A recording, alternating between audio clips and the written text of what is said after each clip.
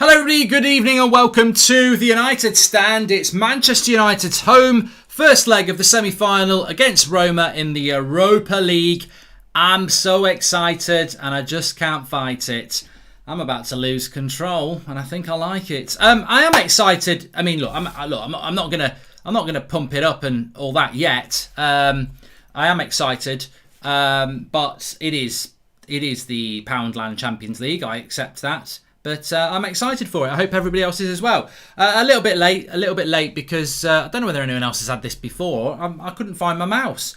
The little arrow thing disappeared, but it was moving around. It was very disconcerting. I thought I can't start streaming without that. So this team on my left is not the confirmed team. We know Paul Pogba's starting, and that's pretty much about it. No league team news, which is quite good in a game of this magnitude, because I think if there was a league team for a game like this, I'd be quite disappointed, because Roma, as I said in the preview, they're a very energetic side. I mean, look, we should be winning this, but let's not forget, in the knockout stages, they've won 5 of their knockout games and drawn 1 against Braga, Shakhtar and Ajax. So they're unbeaten. They've won 5.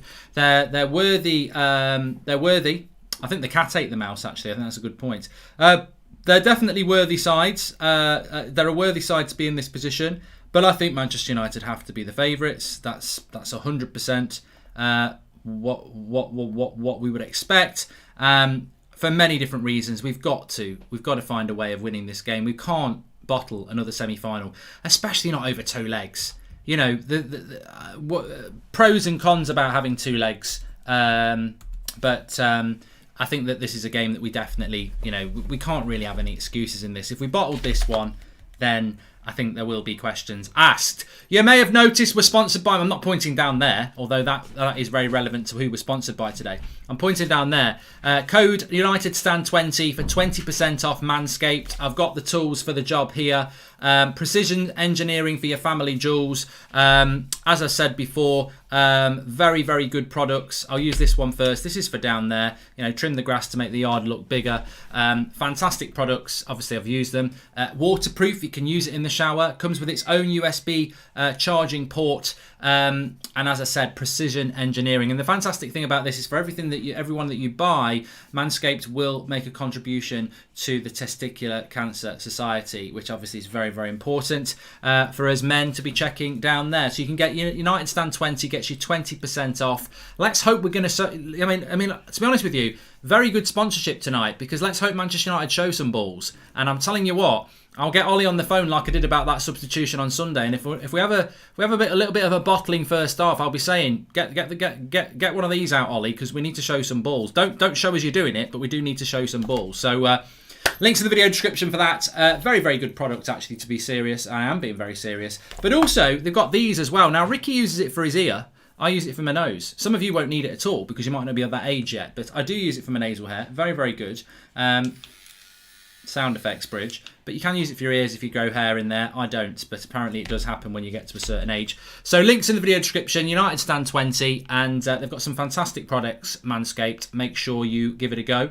And thank you very much to Manscaped for that. Let's hope we do show some balls tonight. I think it could be one of the best sponsorships we've had, because we need to show some. 5th semi-final. We've got to go and get the job done. We definitely have. I think so, Mark. Or I think so. Mark also hates Van der Beek. Neil, can you just leave us and go and watch somebody else? Bye, Neil. Everyone say goodbye to Neil. Bye, Neil. You bloody idiot. You need some. Yeah, Devonshire says you should get Viagra sponsorship to get past the semi. Yeah. I knew that was going to be coming in. You mentioned Manscaped and you open it up to all sorts of things about semis, of course. I don't know where that comes from. Goldbridge hates Van der Beek. I mean, I actually think people have a voice in their head, because it's certainly not my voice. I don't think I've ever said a negative thing about Van der Beek in my life. And I say negative things about players that I do like. I can't think. I've never had an opportunity to say anything bloody negative about Van der Beek, because he hardly bloody plays. But when he does play, plays well. How are we looking with the petition, says Christian? Yes, very important, the petition. I mean, look, I've got to be honest with you. I'm getting a little bit nervous. We're on 87,700. We're 13,000 away from 100,000. But it's slowed down a little bit today. We need to redouble our efforts, everybody. Enforce the 50+1 rule for professional football club ownership in the UK. Help the government bring in a law which enforces professional football clubs to have at least 51% fan ownership, similar to the Bundesliga. The link is at the top of the chat. Please sign it. It takes 5 seconds, really. It takes a little bit longer. You need a name, which we've all got. You need a postcode. It must be a UK postcode. And then you just need an email address. You send it. It will go to your email inbox. And then you verify it, and it counts as a signature. We need to get up to 100,000, so we're going to be pushing that tonight. And as I said, look, speak to your mum and dad, speak to your girlfriend, speak to your mates. Get them to do it. Say, come on, what's your email address? I'll even fill it out for you. All you've got to do is go in your email box. That's what I did today. I said to about 5 different people, I said, would you be happy to sign this for me because it's important to me for football? They went, yep. And I said, right, what's your email address? They sent it in the WhatsApp group. I said, just give me all your email addresses. Filled it out for them. They got the verification in their email box. They sent it. That's it. So come on, we've got to give it a push. We've definitely got to give it a push. Let's see if we can get up to sort of 90,000 tonight. But we've all got a responsibility there. We can't fail at the final hurdle. We've gone from 32,000 to 87,000 in 2 days. We've got to get it done. Come on, we've got to do it, says Faris. We've got to do it. Push it. Push it some more. Opinion on Ollie supposedly prioritising a striker over a CDM and a centre-back. Surely an elite manager would notice the issues. I love Ollie, but he struggles tactically. Noah, look, beyond all the talk about Ole Gunnar Solskjaer beyond all the talk of the Glazers, let's be honest here. There are still definitely questions to be asked about Solskjaer. Of course there is. And I think Solskjaer would entertain those thoughts as well, because ultimately we are still a work in progress. I think the football this season has been questionable at times. I think the selections have been a bit relentless at times. He hasn't rotated enough, and I think it is questionable to prioritise an expensive striker over 2 or 3 other positions which I think are more important. But look, ultimately he will be judged on those things. Of course he will. I look forward to the game tonight because Roma could turn up. There's a few scenarios tonight. United could just be way better than Roma because the Premier League is way better than Serie A, and we're fine. Roma could turn up like Milan and play us off the park like they did at Old Trafford, and we could, struggle. But Roma do play a good brand of football, and I think Manchester United tonight, we need to do that as well. So I want to see an energetic Manchester United side tonight, and therefore that's going to mean that we're going to have to use players that maybe we haven't used before. I don't think we'll see Van der Beek. Manscaped Bridge, says Spawn of Satan. I would sign the petition, Mark, but I live in the US, says Trent. I think there are ways you can still do it. Please sign the petition. If we hit the 90,000 mark, I'll donate £200 to charity of Mark's choice. Well, there you go. Me is in there saying he'll do that. So come on. Mark, did you know Marcus Rashford is the 3rd top scorer in the listen to this because it's shockingly amazing in the Champions League this season, says Yazza Said. And that is quite shocking, Yazza. Yeah, I didn't know that. I did not know that. That is rather interesting. Thanks for all the super chats that are coming in, by the way. Got a few to read here. What postal code can I use? I live in America, says Chad. I'm sure somebody can provide you one. I hope Ollie has balls today and we play attacking football. Can't be arsed with a slow start and inviting pressure, says Nick. And he needs to get some of that. I'll tell you what. Ollie needs a Manscaped sponsorship like the United Stand. Show some balls. Would like to see Donny playing a false 9. Think his movement and quick passing in and around the box could be different to what we usually have, says Cam. Look, I would like to see Manchester United playing with a false 9. We've seen Man City play with a false 9, but unfortunately, playing with a false 9 isn't as easy as just saying Donny play as a false 9. The amount of tactical work it takes to play a false 9 is huge because you don't have a number 9. So people need to know where people are. It takes a lot of work. And Solskjaer's already come out and said, we don't have enough time in between games to work on tactics, which is bollocks, but he's not going to change, is he? Don't get me wrong, the Glazers are the big issue. They poison the club and they need to go. I'm just sceptical of Ollie. Big up for the petition, mate, says Noah. There's nothing wrong with being sceptical of Solskjaer. I'm sceptical of Solskjaer. I back him. I want him to do well, but I don't like a lot of his team selections and I don't like a lot of his tactics. But there may be many reasons for that. I mean, ultimately, if you're not from the UK, use postcode M160RA Old Trafford for the petition, says Spawn of Satan. Yeah, because it is open to British citizens outside the UK as well. Please consider donating to India during this difficult times with shortage of oxygen and other crucial resources, says Sri. Well, I'm happy for that to be donated to that. Of course I am.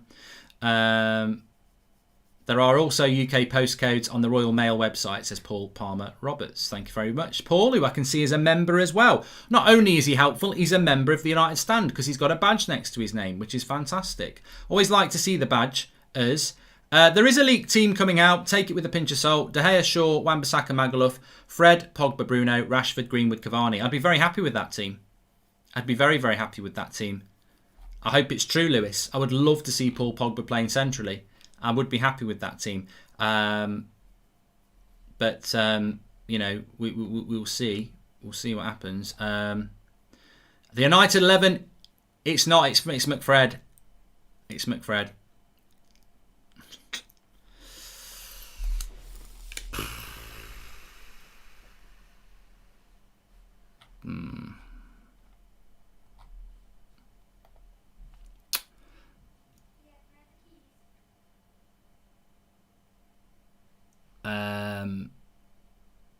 Van der Beek's on the bench. Williams, Matic, Tellez, Twansebi, Henderson.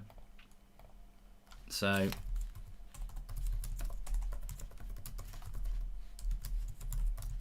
let me just get that out for you and I'll change it on the screen. I mean, I've pretty much got the team, haven't I? Pretty much got the team right. Smalling and Roma will go into their team in a minute, but Manchester United do start with McTominay and Fred. Greenwood goes down to the bench. So let me just sort this on the screen for you. So no Matic. Okay, let me just do this. I mean, I'm not gonna moan too much, but I mean, it's just one player, isn't it? One player. That's what it is. Sorry, I'll move the screen there. So yeah, that's your team. De Gea in goal. I mean, I would have been stunned if De Gea wasn't in goal. There was talk of De Gea not being in goal, which I think would have been ridiculous. You've got to start De Gea, so that's correct. Wan-Bissaka, Maguire and Lindelof, of course, with Luke Shaw. We knew he'd go with that. McTominay and Fred, Bruno, Pogba, Rashford and Cavani. Predictable lineup, says Cohen. Hey Mark, hope we play good attacking football. Also, I'm saying 2-1 to United, but everyone signed the petition or you're a prat, says Cal New. Look, I'm very excited about this game, so I'm not going to be negative about that lineup. I'm not surprised, but I hope McTominay and Fred play well tonight because I'm not joking. When was the last time they actually played well? If I'm Matic and I'm Van der Beek and I'm Pogba, I'm like, when will I ever get a chance in the midfield? Because they aren't playing well. They're just not playing well. And they haven't played well for a long time. They are energy in the McFrenergy. That's what it is.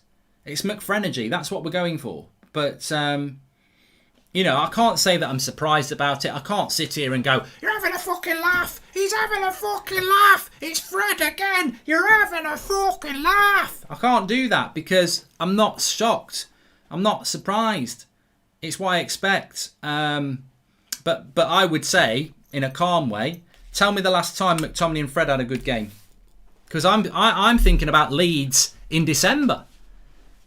I can't think of a good game. I'll open it up to the chat. When was the last time they had a good game? Eugenio says, moan. That's all you do, mate. I'm not even moaning. This is me on a chill. I'm happy. I'm looking forward to the game. I'm just saying, I don't know when they had a good game, and I don't really understand why you wouldn't put Pogba in the midfield. Why you wouldn't give Van der Beek a go in a more advanced position and put Pogba in the midfield. I mean, for me, I'd like to see Van der Beek playing where Pogba is, and Pogba playing where McTominay is. Would anybody disagree with me on that one? I would like to see Pogba in that team there come down to the McTominay position and Van der Beek come in for Pogba. That would be a very good team to me.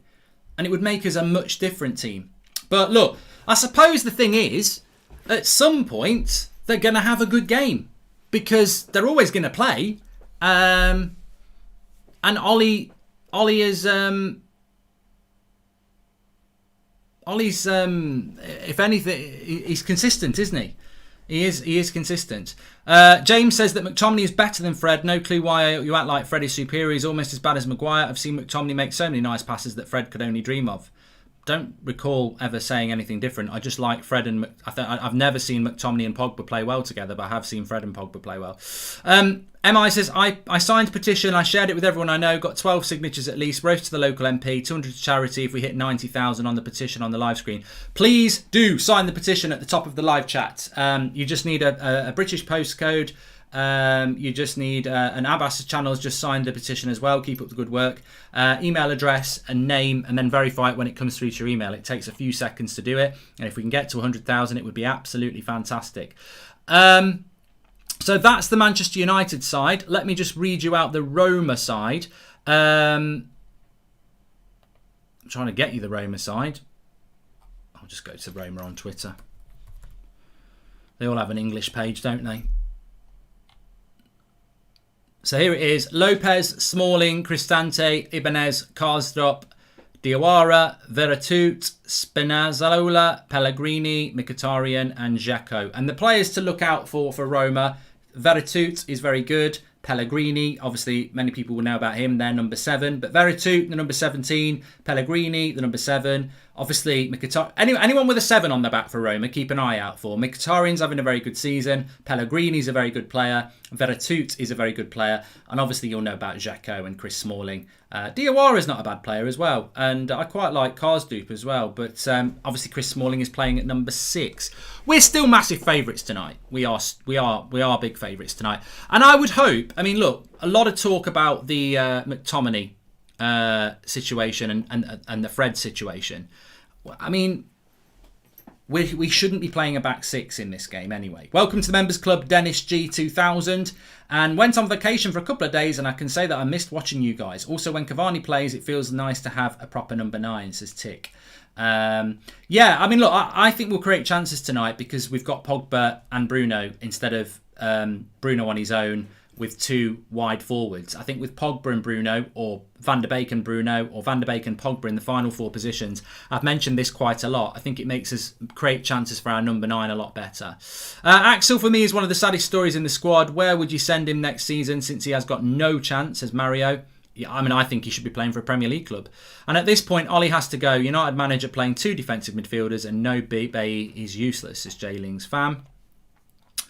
Mo says you just complain about McFred every game. Mate, what do you want? Like, I'm not going to read another comment out like this because what do you want me to do? Do you want me to come on here and be fake and say, oh, I'm over the moon with that team. I think it's the best 11 we've ever had. I think it's better than the 99 side. Or do you want me to just be consistent? If you don't like what I'm saying, don't watch the channel. But I've said it for a long time. I don't like McFred.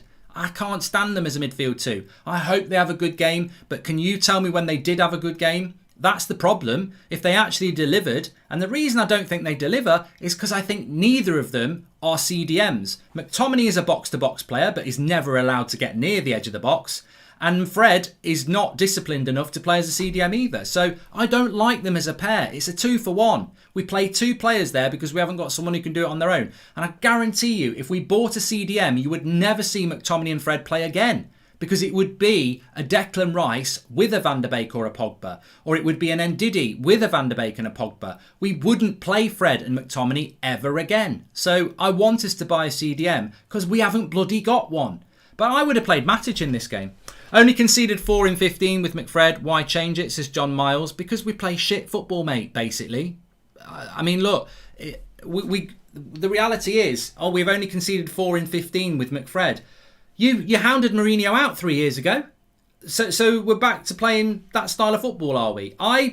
In my opinion, I want to see the evolution of that midfield because we play very defensive with McFred and we do grind out results, you're right. But we were doing this 3 years ago and apparently that's not the United way. But because we've got a legend managing the team, it's fine to play the Mourinho way. I want to see United play a different way. The only way we're going to play a different way is by removing that McFred pair and putting somebody in there, ideally a Pogba, to make us play a bit more expansive. But look, they might have a cracking game tonight. What I'm saying is, they don't have many cracking games. Okay, and just wondering if Ollie's trying to switch to a 4-3-1-2 from 4-2-3-1 by constantly starting Pogba on the left-hand side, says Omka. And yeah, I mean, look, I don't mind Pogba playing on the left-hand side, and I think he can do a lot of damage from there. But to me, Paul Pogba is a midfielder. He's not a left winger. He's not a left attacking midfielder. He's a midfielder, and he needs to be on the ball a lot more. But I tell you what, Bruno needs the support as well, because when Bruno's playing up front with the others, there's not a lot going on, is there? So just saw the lineup, and I'm worried about Rashford. Every 3-4 days a game with an injury. I fear that his career will end at a young age, says Dejan. Well, Ollie said yesterday that he's over the worst of it now, so hopefully he is over the worst of it now.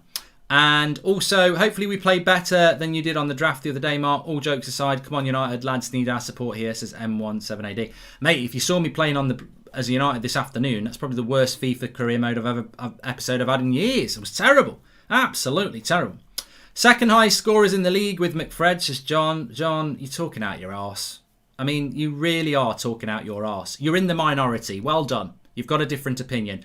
But John has just told us in the space of 3 minutes, we hardly concede any goals, and we've scored the most goals in the season with McFred too, which is absolute shite. But, you know, crack on, John. Tell you what, John, will we win? It is the most important question. Will we win a title with McFred? I mean, somebody put a tweet out yesterday and it was absolutely spot on. I've just spent the last couple of nights watching Jorginho and Kante, watching Casemiro and Modric, watching Rodri and Gundogan, watching Idrissa Gueye and Paredes. And tonight I'm going to watch McTominay and Fred. There's a fucking world of difference, isn't there? That's the thing. I think we all would love them to be Premier League winners. I think we would all love them to be a midfield. But I don't think Newcastle look at our midfield too and get jealous. So I want Manchester United to win titles. If McTominay and Fred could win us a title, I'd be all over it like butter on bread.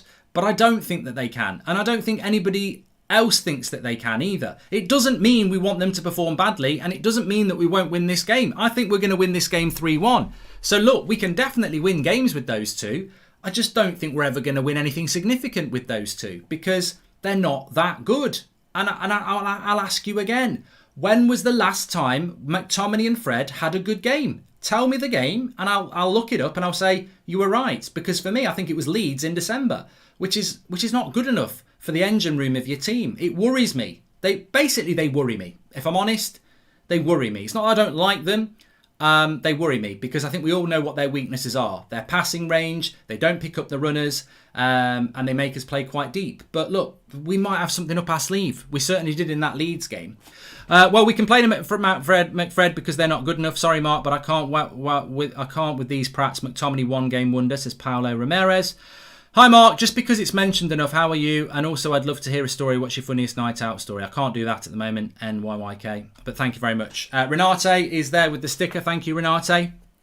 Mark, don't you think Ollie's upbringing by Sir Alex Ferguson to fear failure dictates his style of play? Losing equals failure, not winning does not equal failure for Solskjaer.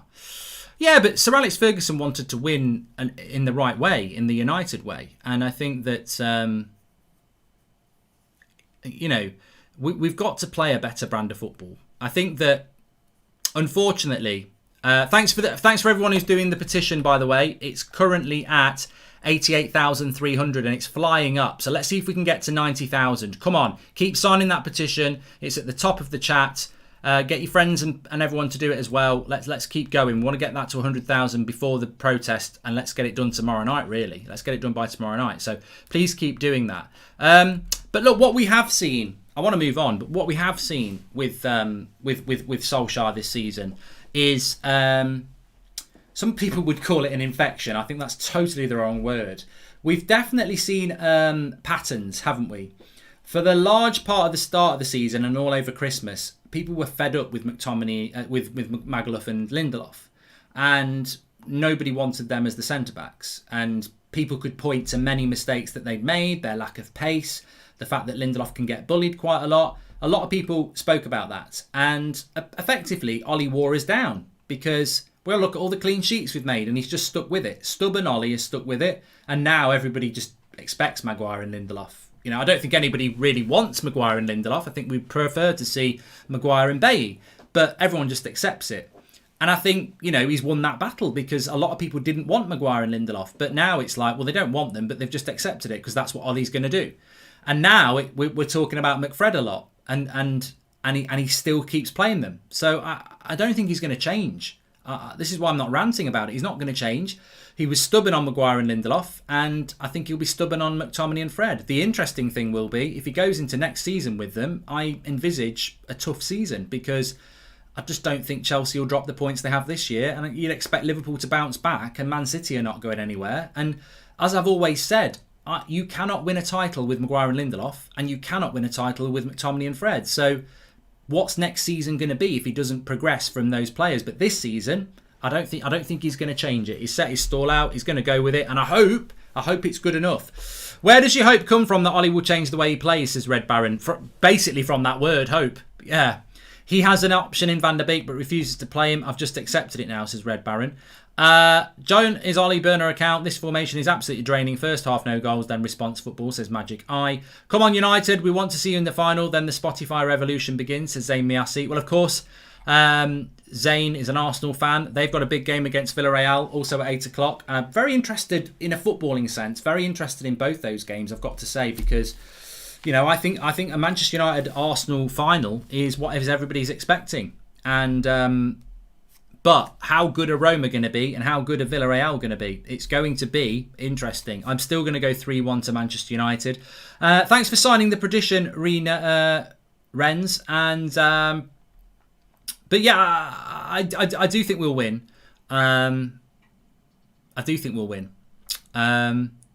But look, another thing I would like to say as well is we pretty much picked that team on Sunday to play again today. Is it going to be the same team against Liverpool? I mean, I've said this. I've said this a few times now. That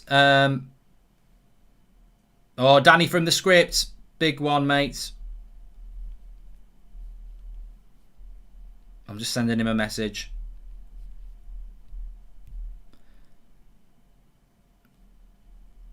Danny from the script has retweeted it. I'm going to check on Twitter if he has. Let's have a go. Let's have a look.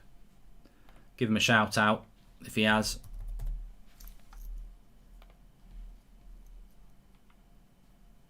Yes, he has.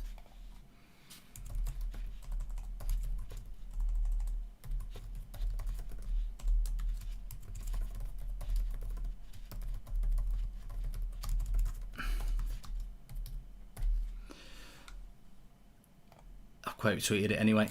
So yeah, I think that what worries me about Solskjaer as well is another thing is the way that we don't actually he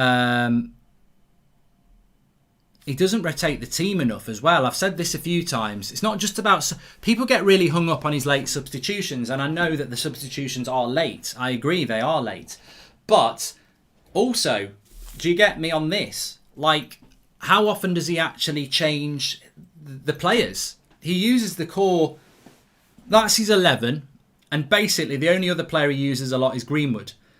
Greenwood and that 11 is basically an F. Martial's fit. That's it. He uses 13 players. That's it. Sometimes he'll play Bailly. Very rarely Matic starts. Van der Beek hardly gets any minutes. Telles hardly gets any minutes. Diallo, we don't see him. He basically uses the same 13 players all the time, and it's Greenwood comes in for Cavani sometimes. That's it, and it worries me because we played Sunday against Leeds, we're playing Thursday tonight, we've got Liverpool at the weekend. I pretty much think we'll pick that team against Liverpool and next Thursday. I don't know. I'd ask everybody who's watching. I don't understand how we've played over 50 games. And he uses the same 13 players all the time. He doesn't rotate his squad at all.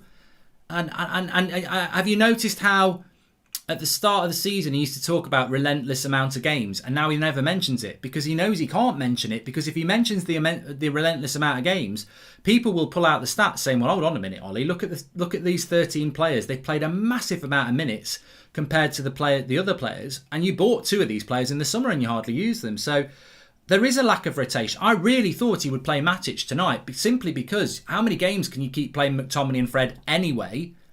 You're playing them 3 times a week. Rashford, as somebody said, every bloody game. I mean, if Rashford's fit, he's got to play. But what I'm saying is, across the season, it's relentless use of players that these players will burn out. Look at what happened to Liverpool. Klopp played the same team pretty much for 2 years. I mean, they did win a title in the Champions League, and now they've burnt out. Ollie's problems, he's way too safe. Plays 2 CDMs to protect our centre-backs. Talks about playing free-flowing football, but plays 2 CDMs against Burnley, says Josh. And just saw the lineup, and I've done that one from Dejan as well. Diesel, let's have a look what Diesel said, because he jumped out. Dougie says, this is the problem when not rotating the squad earlier in the season. Dougie's one of our members, because I just saw the badge next to his name. Nazra says, big up Danny for that tweet. Big up Danny for the tweet, yeah.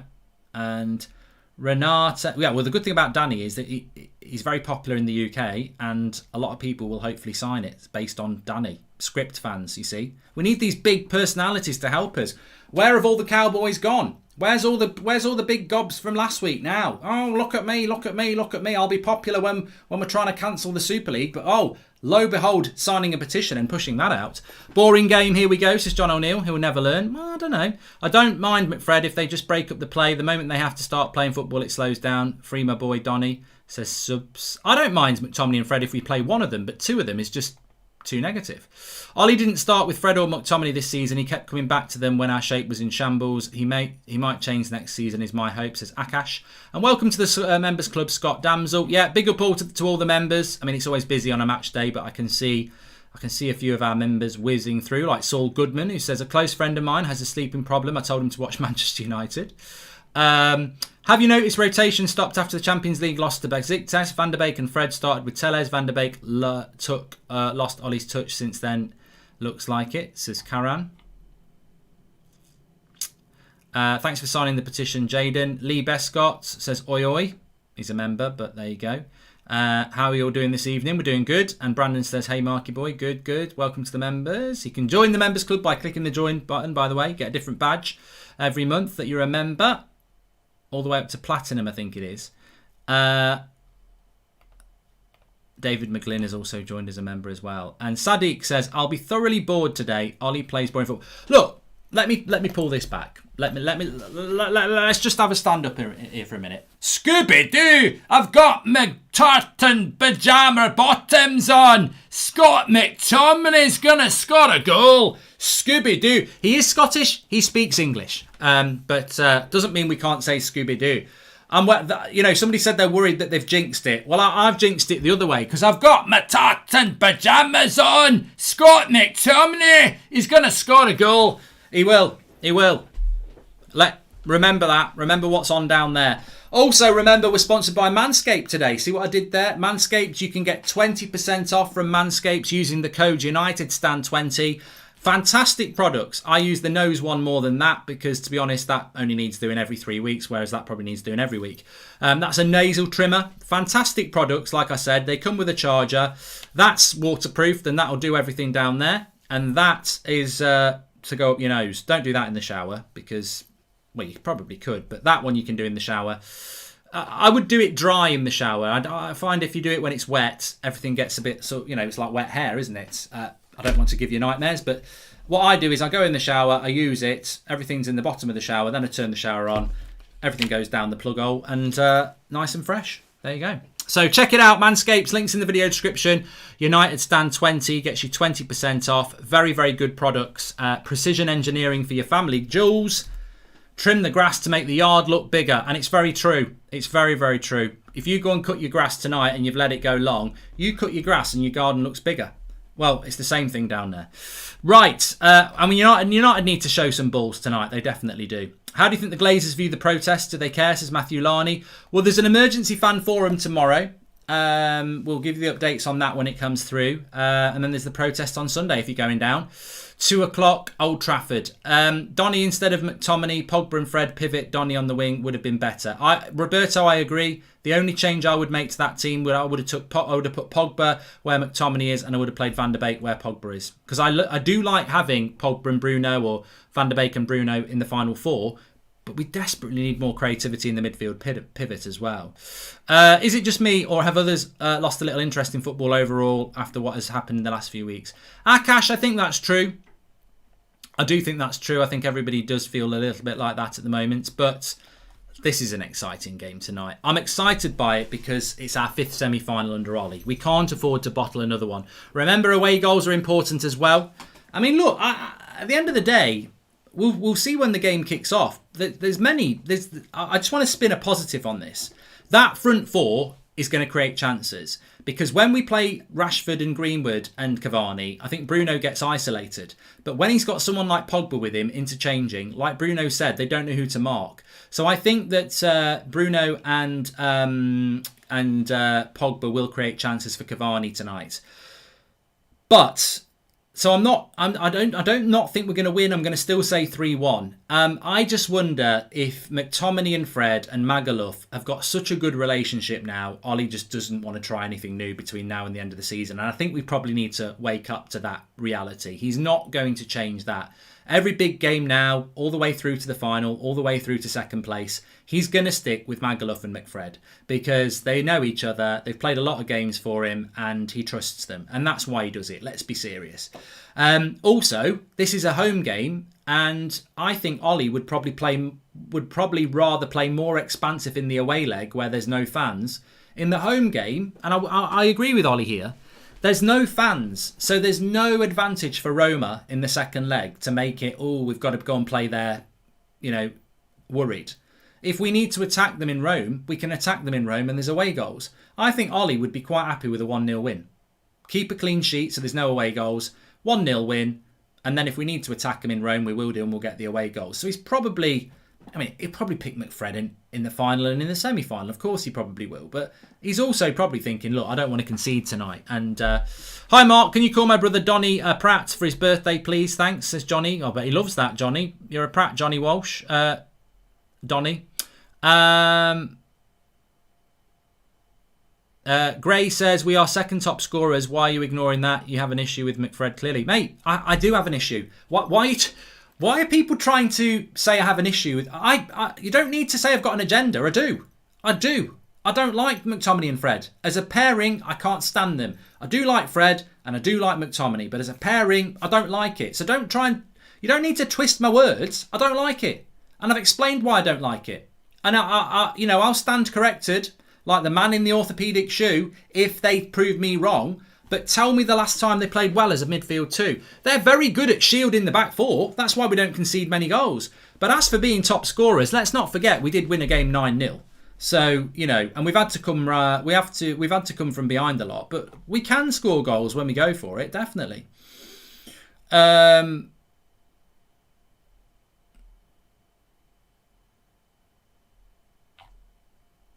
The problem is that you don't have a DM that can be done alone, says Torre. Exactly. I agree.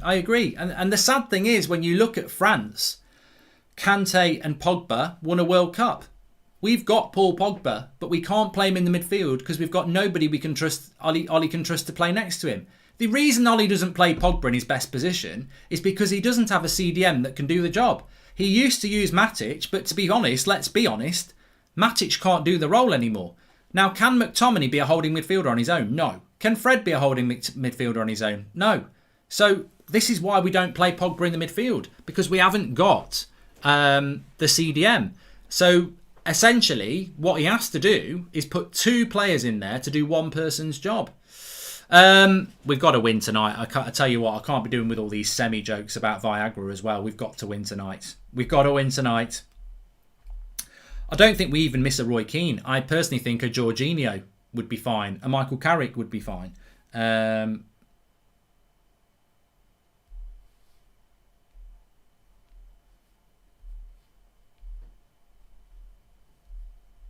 So, we just need somebody to take the ball off on off our back four and move it quickly. You know, Michael Carrick would be ideal. And it is surprising, isn't it? But then again, you know what? I think we're a little bit lazy here. Because people say, well, we've got Michael Carrick and Darren Fletcher as coaches, and yet Fred and McTominay and Matic can't play that role, and they could. Well, Paul Gascoigne was one of the best attacking midfielders in the world at one point.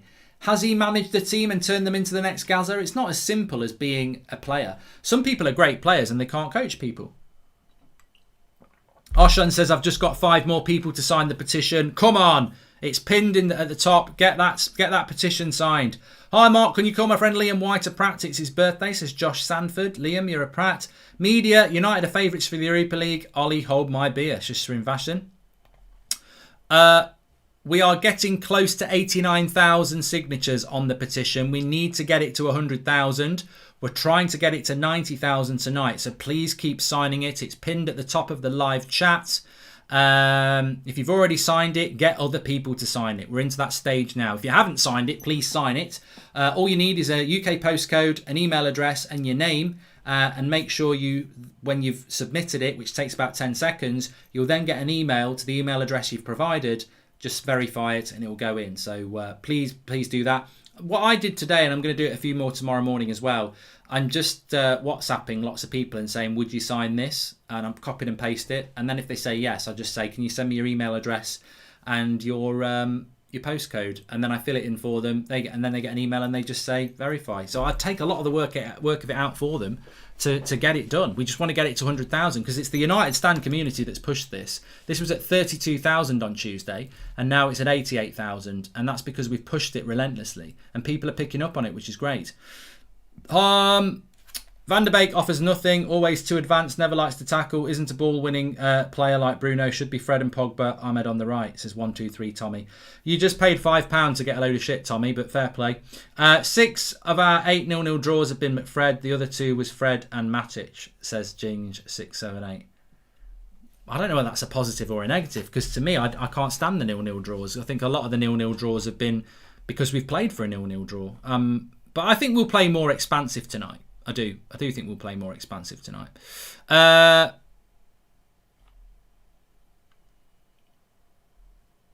Zaid says he's not a UK resident, so can he help somehow? You can still do it if you're outside the UK. British citizens can still do it. You just need a UK postcode. Mark, if you are a player, how do you gain Ollie's trust? Says Advath. I mean, look, at the end of the day, I think Ollie's... there is United Stand Picks, said Jamie. If you've got the United Stand Picks app, you can play United Stand Picks tonight. Yes, we're just not pushing it on the show tonight because we're sponsored by Manscaped. But if you are on United Stand Picks and you've got the app, then play it. Definitely, yeah, it is on tonight. Robert says it's a semi-final. Time to get excited. Exactly, Robert, it is.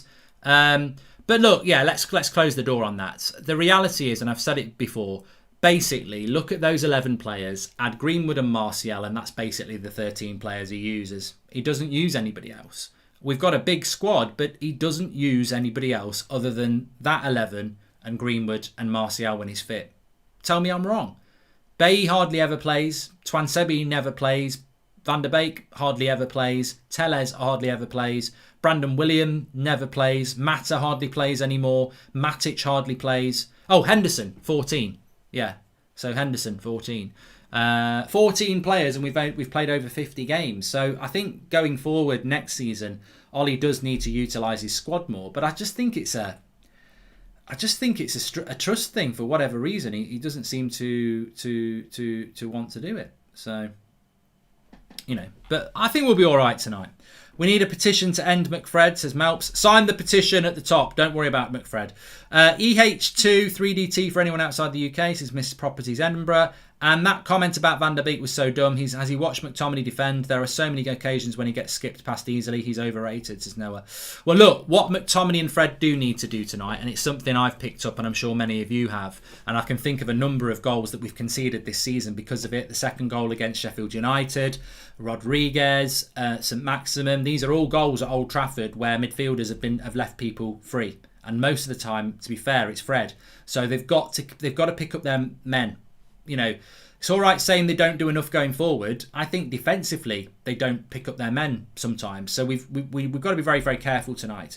Hi Mark, first super chat from Wisconsin, USA. I feel Ollie just grinded out results to get that contract. Hopefully next season he'll take more risks, says Big. Yeah, I agree. I agree with that. There is hope. What needs to happen today for Donny and the other unused players to get some playing time, says Francisco. Well, I suppose the positive for Donny today is that if you're going to take anybody off, surely Donny's going to come on, because I can't see... Look, if Bruno comes off, it's Donny. If Pogba comes off, you'd expect it to be Donny. If Fred or Matic comes off... Fred or McTominay comes off, it'll be Matic. Rashford could come off for Donny. I mean, Greenwood would probably come on for Cavani. So we should see Donny for at least 2 minutes at some point. It's my wife's birthday right now. What do I do, says Sahil. Introduce her to the wonderful world of football. Say, I know you don't like football and it is your birthday, but look, your friends will be talking about this game for the next 20 years. You've got to watch it. And then when it's not a very good game, you just say, well, you know, it didn't go the way we thought it was going to go. So, yeah. You can make 5 subs as well in the Europa League, which is a very good point. Somebody just said in the live comments, which I did notice, but I didn't manage to see their name.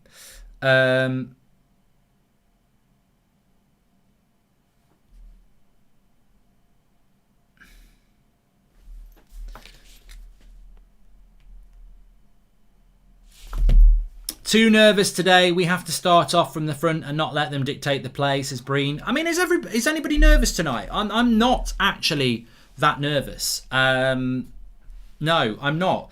I think if it was a Champions League final, I would be more nervous, if I'm honest with you, definitely. But I'm not actually nervous. And you know why I'm not nervous? Because it's 2 legs. And if we can't beat this Roma side over 2 legs, then we don't deserve to be in a final anyway. So I'm not nervous. I mean, it doesn't mean we're going to win. I think we will win. I do really think we will win. But I'm not nervous about it, because if we can't win over... the Sevilla game... Let's talk about that Sevilla game for a moment, because that was a Europa League semi-final under a year ago. I thought we played well in that game, and we didn't win because we didn't take our chances and we defended badly, and we lost the game 2-1, didn't we? I think over 2 legs we would have beat Sevilla, but we didn't. Over 2 legs, if we can't beat Roma, the 2-leg system has positives and negatives, but the positive it has is that really the best team should win, because there's not that, you know, if Man City played Arsenal over 2 legs, Arsenal might be able to pull out a 1-0 fluke. But over 2 legs, they ain't going to do it twice unless they're better than them. So, yeah, I'm not nervous. I feel quite confident about it, and hopefully we can get the result that we need to get. We're tracking away on this petition, everyone. Keep pushing it. Keep sharing it in all your WhatsApp groups. Keep getting your mates and your friends and your partners and your lovers and your parents to sign this petition. We're on 89,200. Keep it pushing. We've got to push it up. Don't you know? Push it up. You've got to push it up. The petition is at the top of the live chat. It's pinned there. Shush has signed it as well. I agree with Skippy FC as well. I mean, I was talking about this. Obviously, please do subscribe to the channel, by the way. We've got our live counter in the top right-hand corner. I was talking about this morning on the 10 a.m. show, which we do every morning, the Man United news show, linked to Haaland and Kane. And I was talking about this morning, and I said, the reality is, Haaland and Kane in that team, does it really make it much better? If you provide Cavani the chances, he'll score a goal. Where do you improve that team? If I give you 150 million quid, are you going to spend it on Kane or Haaland? I don't think many people would. Some of you would. But if you give me 150 million to improve that team, I'm getting a CDM and I'm getting a centre-back and I might get a winger. But I'm not spending it all on the striker, because the problems next season with Haaland and Kane are still the same problems we've got this season. But look, apparently United are going to spend it all on a striker. We'll see. Could be paper talk. United are playing with almost exactly the same 11 that played last season. I think that next season is not going to be any different, says Benson Thomas. If Tottenham get the Ajax manager, wow, next season we will not be second, but the top teams and positions based on managers, says Leo Man United. Definitely not nervous about Roma, but we need a clean sheet. Thanks for all the great content, says Grant. And Ollie's under a fair amount of pressure tonight, and the next leg he's got to prove he's not a bottler. Another semi-loss shows no progression from him, says Nick P. Yes, Nick, and I think, again, Maybe that's why he's going with the players that he trusts, that can keep clean sheets, etc. Because he wants to grind his way to a final. I think most of this season, and look, you can blame the board for this as well. They were speaking to Pochettino back in October, and Solskjaer knew he was potentially going to lose his job. What do? You make sure you don't lose. And I think he said it after the Everton win, right in October. He said, I'm not going to give him the satisfaction of losing again. And in the league, he very rarely has. United are playing with so Benson says we're playing with almost exactly the same 11. I disagree.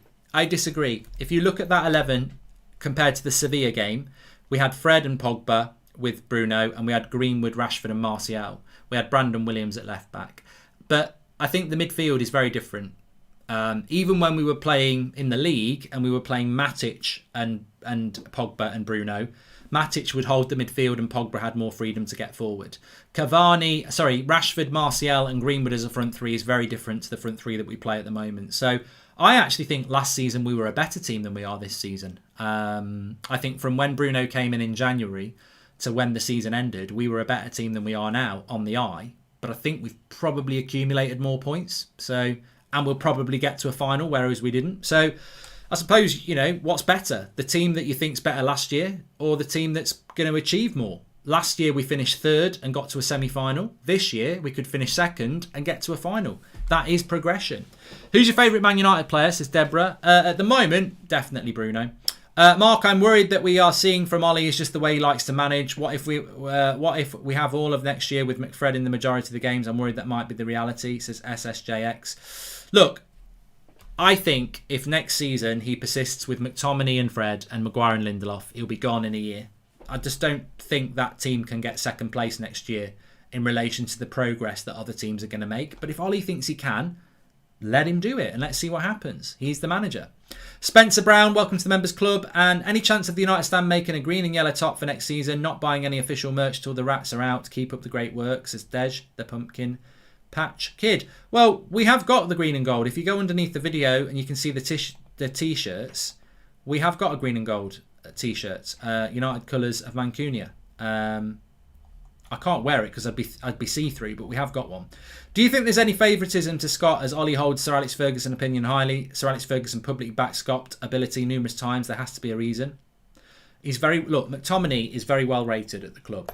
Very well rated. I personally think I wouldn't sell McTominay. I just don't think we play him in the right position. I think McTominay next to Declan Rice would be a better player. You look at Soucek. I mean, imagine Declan Rice and McTominay. I'm not saying that's going to win you a title. It probably doesn't. But if McTominay could get forward like Soucek does, I think McTominay will score you goals. I think the crying shame about McFred is McTominay never gets near the opposition's box. And he's not a CDM. So I think that's the big problem with McTominay. He's definitely a talented player, but I think his talent is in the opposition's box. Which is why he had a good game against Leeds, because he was running past Bruno. How many times do you see McTominay running past Bruno? And that's it. Whatever you think about McTominay, we don't use him properly. £200 to charity if the petition hits 90,000 on live stream. Mark, what charity do you want, mate? Says MI. To be honest with you, mate, at the moment, the first one that comes to mind is anything to do with the India COVID crisis. So if there is a charity for that, yeah, please do it for that. I know we've got a lot of people who support the channel from India. And look, there are a lot of people that need charity help at the moment. But that is a very relevant one at this moment in time. So please, if we do hit 90,000 on the petition and you are going to do that charity donation, then please do it to that one. Mark, a young player signed for the under-18s. Peter Dean, very promising. A second cousin of Wayne Ford, says Shane McInerney. And this is it, Mark. This game is it. I never thought we would go far in the Champions League after the horrible transfer window. We have to win the Europa, says Suya. Thanks for all the super chats that are coming in, and thanks to everyone who is becoming a member of the club as well. I can see we have got a few members in the chat tonight, so thank you very much for that.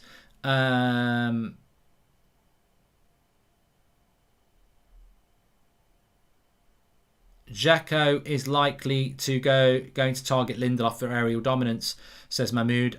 Can be dicey, and agree with Mark. McTominay can be Park Ji-sung with a Carrick next to him. I think people think I don't like McTominay and Fred as players. I do like them. I just don't like the way we use them. And I think McTominay... Look, how can Sir Alex Ferguson, Michael Carrick, Jose Mourinho and Ole Gunnar Solskjaer all say that McTominay's a really talented player. And yet, us as fans constantly sit there and say, I don't get it. The reason we don't get it is because we don't use him properly. McTominay's talent is in and around the box. He's a box-to-box midfielder, and we play him as a holding midfielder next to Fred. And also, Fred's not a holding midfielder either. I mean, Fred, I don't know what Fred is really, because if Fred had goals and creativity, he'd be decent, but he doesn't. So he's okay. Welcome to the Members Club, Spencer Brown. Thank you for joining. And Jacko targeting Lindelof is a very, very good point. We saw it against West Brom. Jacko will go and attach himself to Lindelof. Now, Jacko's not particularly quick, so I don't think we'll have many problems. But we've got to be careful about Roma. If you didn't watch the preview, the way Roma play is they're very, very... well, it depends how they play. Roma might look at this game the same way that we look at this game, and they might just go, you know what? Yeah, we're gonna play for a draw as well. But the away goals are there for them. But the way Roma will play one of two ways. They sort of play a 3-4-2-1 or a 5-3-2-1, but they'll have two players close to Dzeko, normally Mkhitaryan and Pellegrini, and it should be them tonight. They like to move the ball. They like to play through a press. We won't press. So I think they'll play high up the pitch, which might suit us. Depends whether they're going to play low or high. They will play a low line if a team presses them and they'll pass the way through it. We won't press. Then if they're playing against a team that they can press, they will press themselves. So they're energetic. They do move the ball around a lot. But the thing for me is, how good are Roma? Like, how good are Roma? Are they a good team? I don't know. We're 400 away from 90,000 on the petition. Please keep signing the petition. It's at the top of the live chat. Get your friends' email addresses. Get them to do it. Come on, we've got to take it on ourselves now to push this through to 100,000 signatures. Thanks everybody who's doing it. Really, really appreciate it. What else? I'm going to get Flex on in a minute. Let's have a look.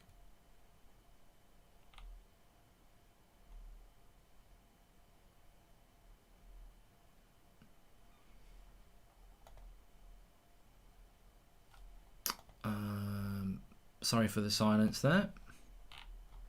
Hello. I've lost the live chat, that's why I went quiet.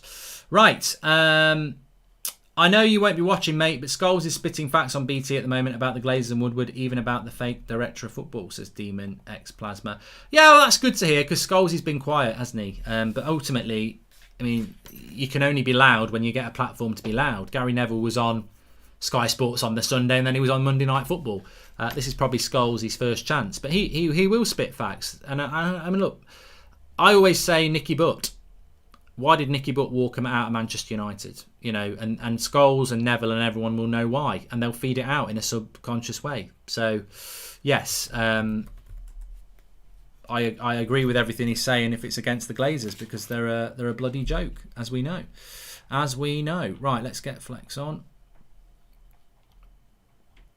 See what he's got to say. Can you hear me, Flex? Yeah, they can't hear you yet. I'm just going to get them on. I'm going to get you on.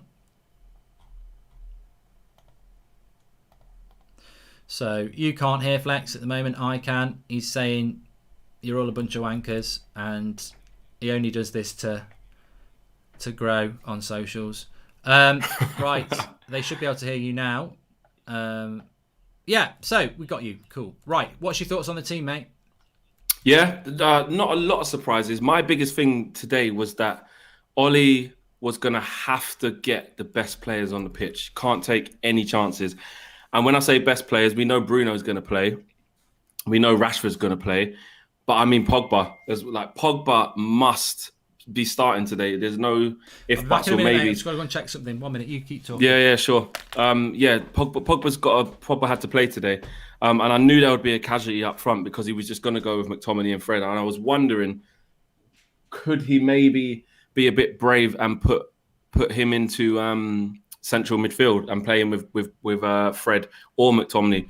But my gut feeling was he's not going to do that. So I knew that there would be someone have to be sacrificed, and in this case it's Mason. Cavani has to start for me. I thought he had to start, and And I just kind of had the feeling that it would be Mason to be sacrificed because we know that Rashford is going to play as well. So big up to Ollie for getting them all on the pitch. And, we still do need something for the bench. I mean, I was talking on InstaFan Live with some fans earlier, and maybe we was over-analysing it, kind of saying that, someone said in the comments that, you still do need a bench if it isn't going well. If you just throw everyone on, then how do you change it from there? So, maybe it's a good thing that one of them is on the bench. I don't mind that. But Mason was in a good moment, but someone's got to be on the bench. So I don't mind that at all. Pogba's going to be really key in this game.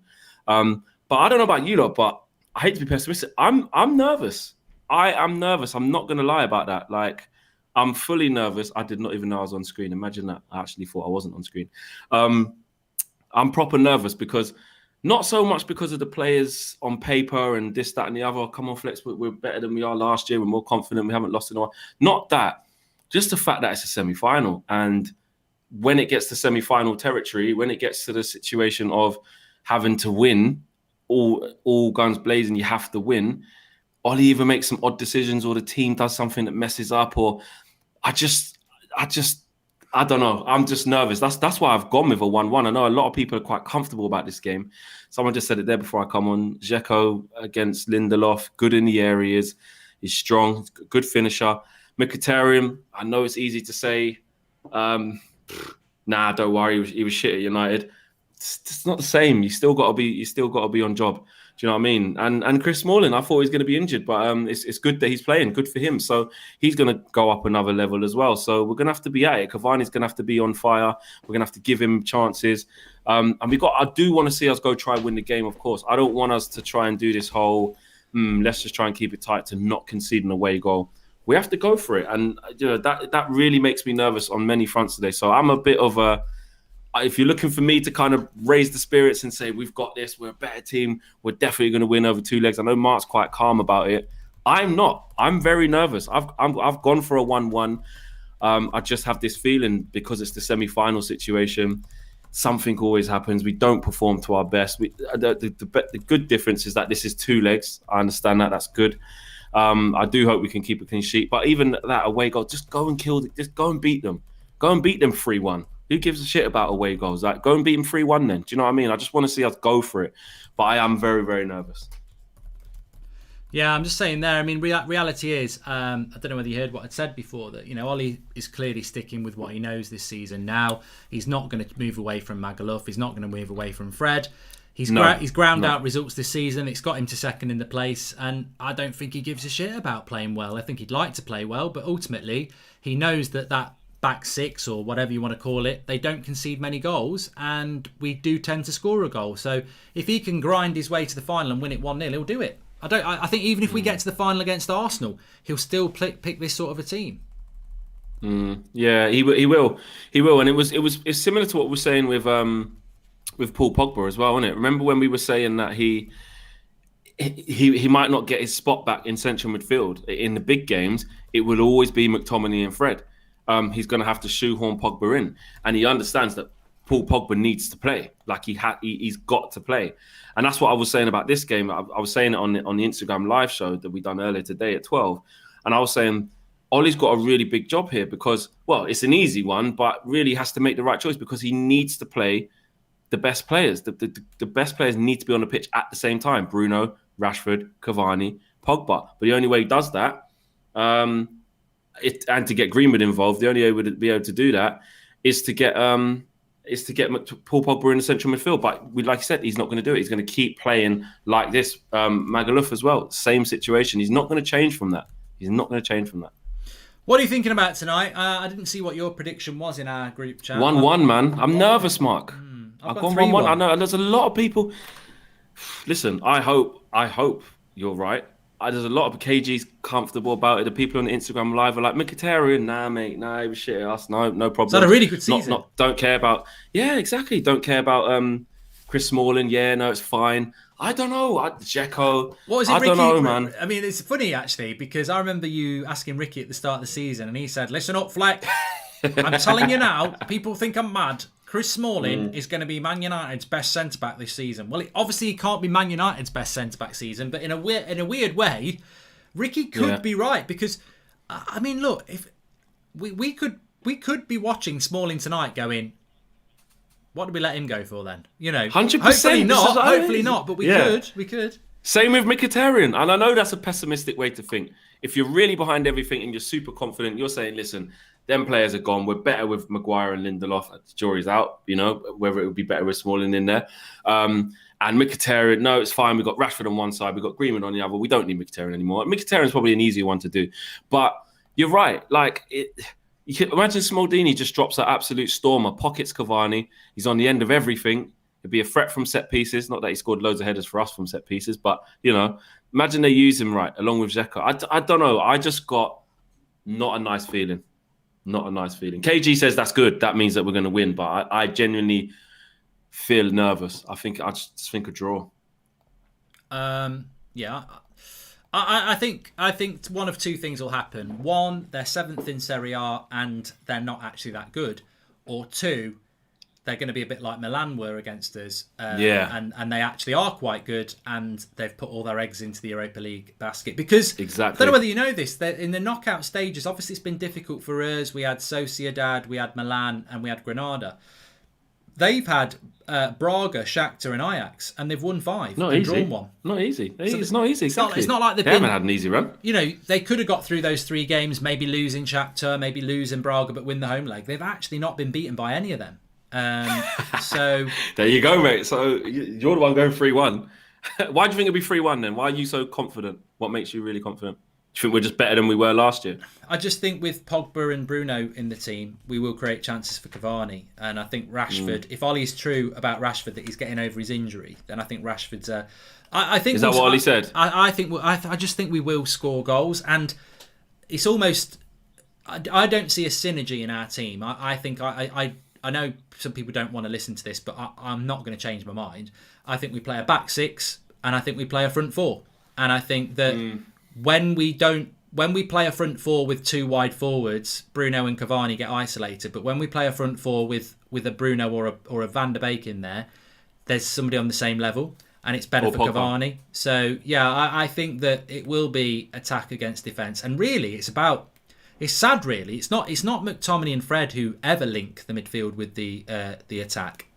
It's Luke Shaw and Wan-Bissaka who do it, and I think their role is the big role, because if Luke Shaw has a good game, if Luke Shaw hadn't had the season he's had this year, I think we would have been in big trouble, because it's pretty common that McTominay and Fred do a job to make us not concede. We've seen it against Liverpool and City.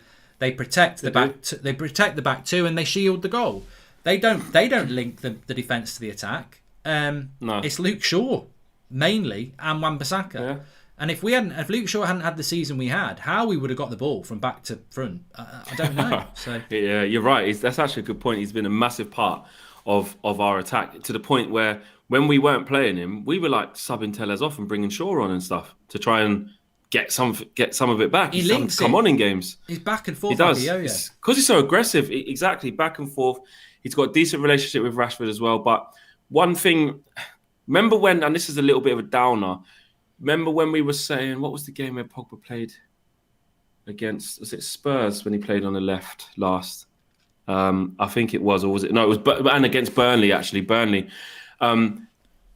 He can play on the left, but he's going to play in a wide position how Mata would play on a wide position, how Donny would play in a wide position, which is they're naturally central players. So they're going to vacate that space and play as like either an inside forward or literally have a free role. But defensive shape-wise, when they lose the ball, they have to do the doggy work. But when we have the ball, they leave that space open. And sometimes if the other team nicks it on the counter, it's difficult to get back out there. And then you end up having to get Fred to come and run out there, or Luke Shaw gets overloaded. And I just hope that doesn't take that theme today. I don't know if they play with a lot of width, Roma. I know you've kind of done a little bit more on them, but yeah, it's difficult. That could be an issue if Paul Pogba keeps playing too far infield. It's okay when we have the ball and he's linking up with Cavani, playing little 1-2s, the same with Bruno.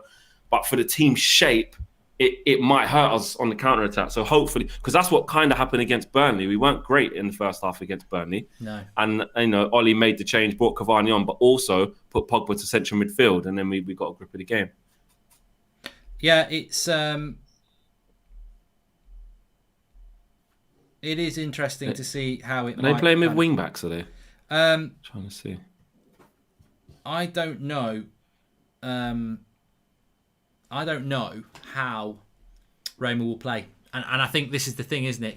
We don't know, because modern day football is all about, let's play a certain way. And good coaches, he might look at Ollie in the way... The reality is, if I was playing against Solskjaer, I'd know how he's going to play.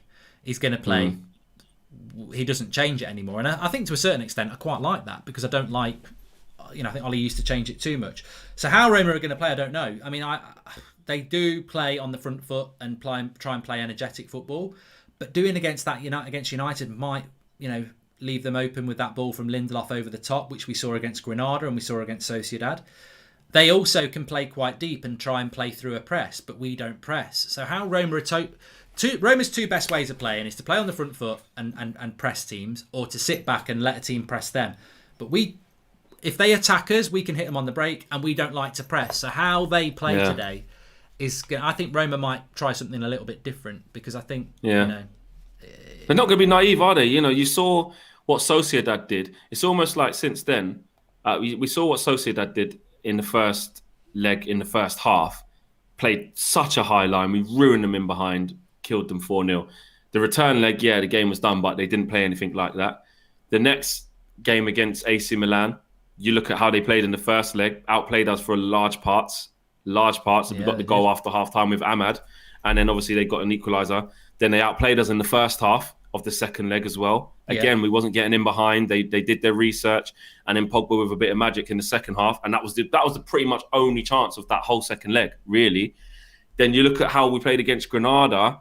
And yes, it's a lower opposition, but they didn't open up like how... No one's opened up how Sociedad did in that first leg, first half. And that's the thing. And Roma, I expect with the players they've got and the type of team they are, as big a team they are, I expect them to do their homework too, which could make it difficult. I think when you look at the game against AC Milan, obviously they didn't have Zlatan, and I think they had Calhanoglu out for the first leg as well, and they played really well in the first leg. I think definitely AC Milan, I would say that if they'd had a Zlatan or a quality Calhanoglu in that first leg, which is where the away goals were, we might have been in trouble, because you're right, in the Milan game, it was a very equal game. We had nothing. Pogba scored that goal, and that got us through. The home leg, the first half, they should have scored. We were in at half-time thinking, bloody hell. The home leg, they were way better than us. They just had nothing in the final third. So, we do need to be careful to a certain extent. I definitely agree with that. I don't know what's going on here. So, you're going to go with a draw. I'm going to go with a 3-1 win, which already sounds ridiculous to me. But maybe this is the game where McTominay and Fred have the Leeds game. Maybe everything goes right. We pump it up. But I did say as well, I mean, we've watched the Champions League. I'm sure you did as well. These two-legged games are weird, because... If you, I'm sure Ollie's looking at this and going, well, I've got McTominay, I've got McFred. We don't concede many goals. Even if it's 0-0 here, all right, it's in Rome, but there's no fans there. Like, there's no disadvantage. 100%. And the away form's great. And our away form's good, and all we've got to do is score, and a draw will get us through. So I don't know whether Ollie... I don't know whether, actually, what I was trying to say is that what people at home think as well. In a way, the two-legged system... Try and get 0-0. The two-legged system almost invites you in the home leg to let's keep a clean sheet, because there is no... If you were going to Rome and you knew there was going to be however many thousand Roma fans there, you'd be like, that's going to be difficult. But there is nothing to intimidate you, and it's almost like, as long as we don't concede and we don't lose, second leg, we can attack them, and they've got to be very scared about the away goal. But these are the things that make us. I say make us because I'm not that confident, but I do think we'll win over two legs. You just asked me obviously what I think the score will be tonight, but those are the things that do make us confident over two legs. Though you're 100% right. This is kind of like the asterisk tournament. If you win it, it will have a little asterisk. Like it's not the same. Even last year when it was one-legged semi-finals and stuff like that because of the virus, and obviously no fans on top of that. It's asterisk. It's not. I'm not saying it means we haven't won it. If we win it, we win it. But it isn't the same situation. And going to Rome, there with them fans there is a totally different ball game. Totally, how intimidating that place is. And Old Trafford tonight. I mean, imagine Old Trafford tonight as well would have been booming. I think a lot of the way we've played this season, Ollie wouldn't get away with it with 75,000 fans. I mean, you think about some of the performances. Well, he would if the results, yeah. No. I think everybody's very happy with where we are. But if you think of the Mourinho days and Van Gaal, we used to get called second half FC there. I think some of the football we've played this season at home, there would have been a few things. I mean, we would not have lost to Sheffield United. No way. We played terrible in that game. I can imagine Martial was awful. He would not have lasted that long. The fans would have been on his back. And I think that there's pros and cons with the fans because I don't think Liverpool would have lost all those home games as well if they'd have had an Anfield crowd. So, we are where we deserve to be, and I think the league table would look very, very different. But from a playing style, I don't think we would have played like we have a lot of this season if we'd had fans in the ground. So that gives me hope for next year as well. Yeah, bloody hell, just so off topic. Flipping hell, Granada just beating Barcelona in like the last minute. Blah. They've beaten them? Yeah. At the Nou Camp. What a tight. I'm looking at the table now. And Barcelona had that in their hands. Yeah, and Atletico Madrid lost the other day as well. I watched that game. And they were on 73 because they lost. And Barcelona could have, like you said, just gone and done the business, and they've lost at home to Granada. That is mad. That is absolutely mad. I think there's a weekend coming up next weekend as well where I think Real Madrid play Sevilla and Atletico Madrid play Barcelona, and that's the top four. That's the last day of the season. Yeah. Oh, no, not the last day of the season, but they do play each other, Saturday, 8th of May. Yeah, it's the game after next. Crazy. It's tighter than a tight league that is. One thing I did want to ask you, in relation to that team, that that Ollie's picked, would you have done anything different?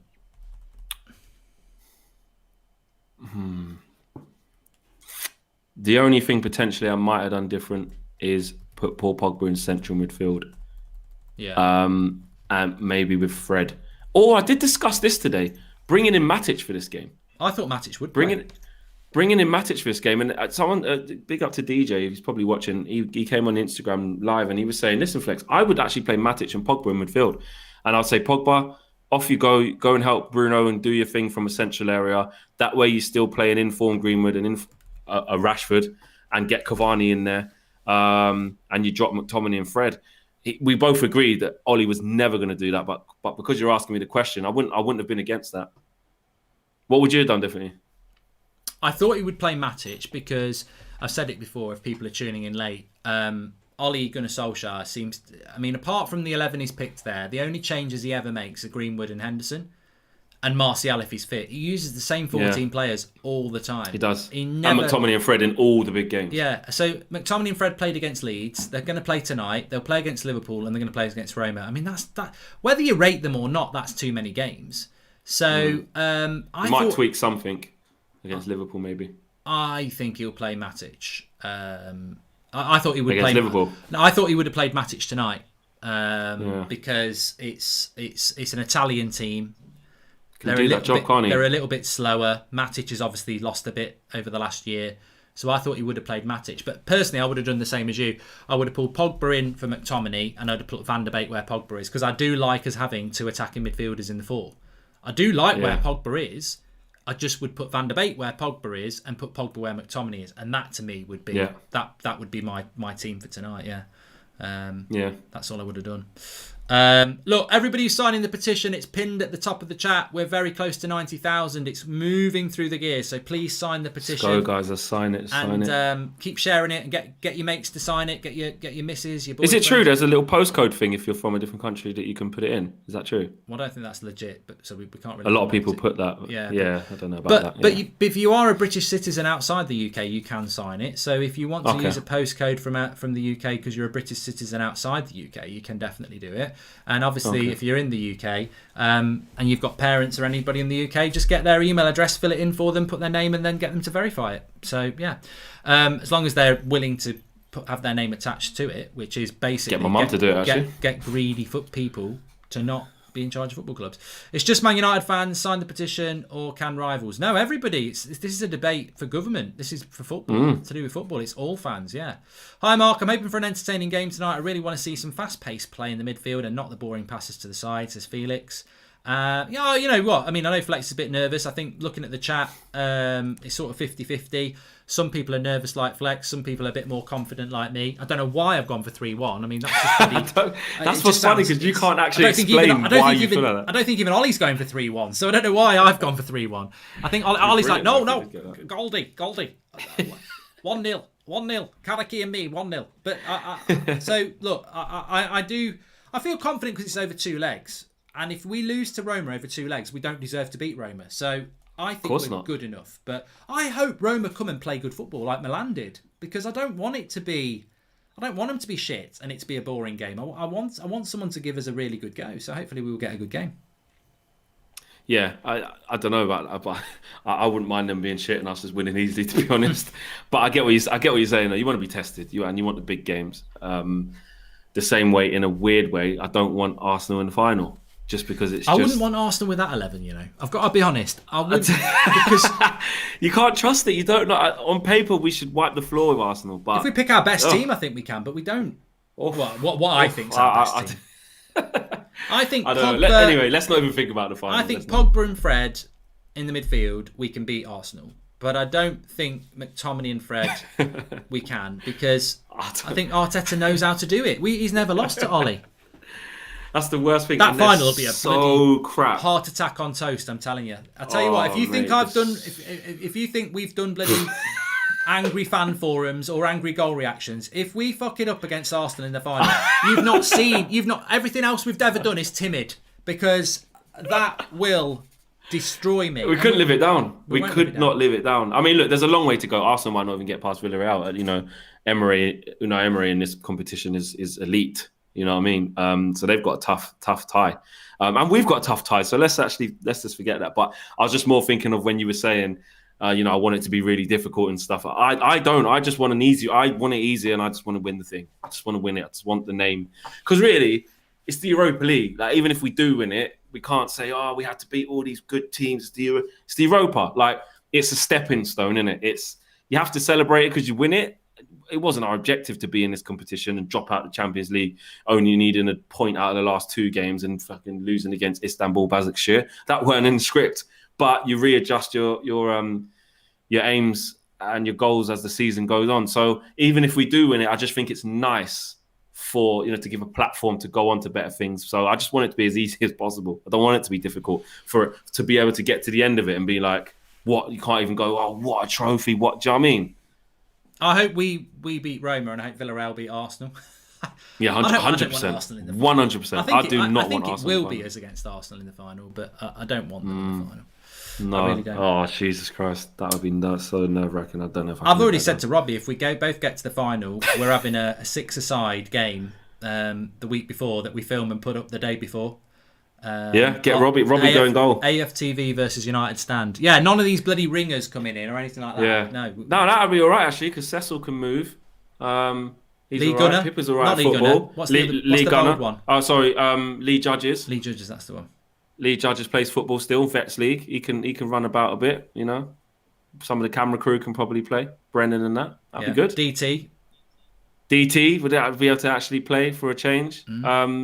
KG says he's good at football. There's a massive jury out on that, but he says he's good. I'm in the no, he's not camp, but there you go. 100%. I mean, you know what? People have shocked me in the past. But Ty, Ty will play. But yeah, we'll only do like 5-a-side. We'll film it as well. That'll be but funny. Yeah, we're not having any of these bloody AFTV when it's not AFTV. But look, that we've both got to get there first. We're jumping the gun. Let's get back to this, Mark. This is going to be difficult. I tell you what, we're not jumping the gun on. 90,000 on the petition. Keep going. We could hit 100,000 tonight. Keep signing the petition. It's at the top of the live chat. And I must just also say, big up to Manscaped.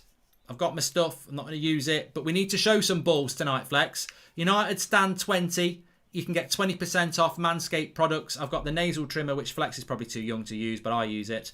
And no, I need one of them. I always get like little brilliant. Yeah. I need that. If you're Ricky's age, you can do it on your ears as well. But I'm all right. I'm not growing it out. I'm not growing it out the ears yet. But yeah, 20% off with the code UnitedStan20. Manscaped. It comes with its USB charger. It's waterproof as well. They are actually really, really good products. And we do need to show a little bit of balls tonight. So trim your grass to make your balls look bigger. I mean, your yard look bigger. And precision engineering for your family jewels. So links in the video description for that. Everyone gets embarrassed about it. I don't. I think, shouldn't get embarrassed. It's But true. Mark, you are one hell of a guy. Do not change. It's grooming. It's male grooming. We need to catch up with them 100%. women. I'll tell you, we do. Shouldn't be embarrassed. 100%. Got to keep yourself nice. And it is true. Trim the yard to make your grass look bigger. No, trim your grass to make your yard look bigger. Me has just donated to the Red Cross Appeal for India. Prayers to everyone in India. Me said he would donate 200 quid. I nearly said 200,000. I nearly bankrupted him. He said he'd donate 200 quid if we got to 90,000 on the petition. But Wicked. Look, we're nearly at kickoff. It's I've got the snooker on. Yeah. I need to change the bloody channel. Snooker? I don't know why I've got snooker What's on. Stephen Henry? John Parrott? No, they've retired a long time ago. Oh, that's the only ones I know. Yeah. So what was your score prediction again? Was it 1-1? 1-1. Coolio. Right, let me get it onto the right channel. Live futsal Champions League. Don't want that. Man United versus The Roma. Futsal Champions League? It's on BT Sports 1. I don't know what crap's going on there. BT Sport 2 is. That's the one. BT Sports 2 if you're watching. Yeah. So yeah, we're about ready to go here. Yeah, let's go, man. We will get Flex on at half time. The players are about ready to go as well. Come on. I'm so nervous, man. He's nervous. This is going to be a loud one. I'm chill. It's going to be a loud one. I'm nervous. I'm going to be shouting. My neighbours ain't going to be happy today. I will speak to you at half time, mate. We're only a minute away. Peace. Catch you in a bit. Right, let's go back to there. That's cool. Okay, so we're into the main screen, which is good. Don't want to be in That's Football. Oh, I don't know what's going on there now. Oh, boys, come on. Completely lost it. There we go. Right. Are you nervous like Flex? Are you more relaxed like me? I'm feeling good. I'm feeling okay. I'm feeling that we can win this. And I hope you are too. Please share the video if you're watching, by the way, and make sure you subscribe. Bottom right hand corner, everyone's welcome on this channel.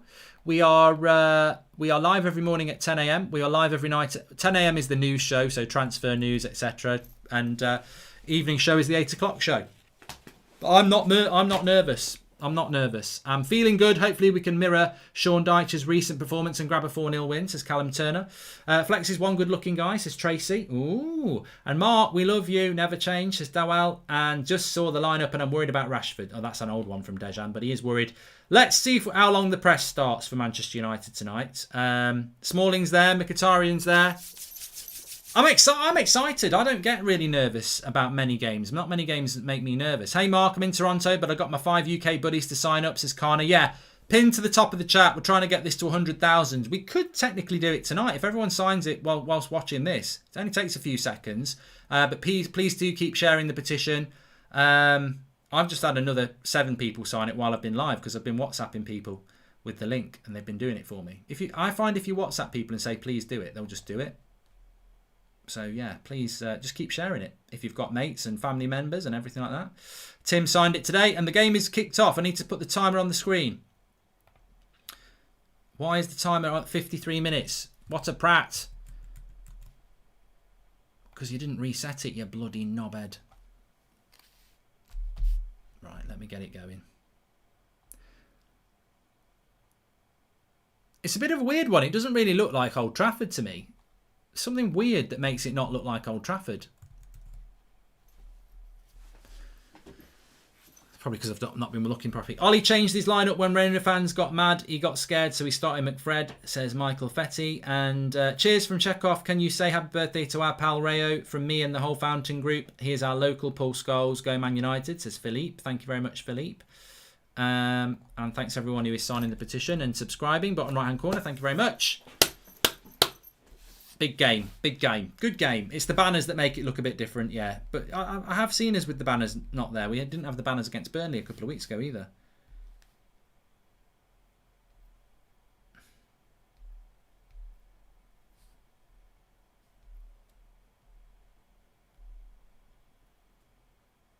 Well, it's Roma starting off with the ball, which it's not the end of the world, but United trying to press like they normally do in the first few minutes. It'll be interesting to see how long we sustain this press for.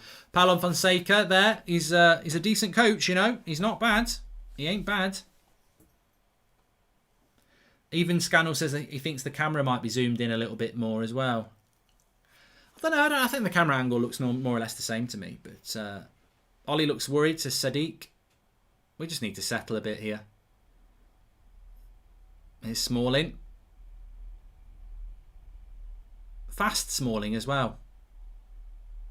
Yeah, keep an eye out for number 7. 17 is Geratut, isn't it? Oh, he's injured.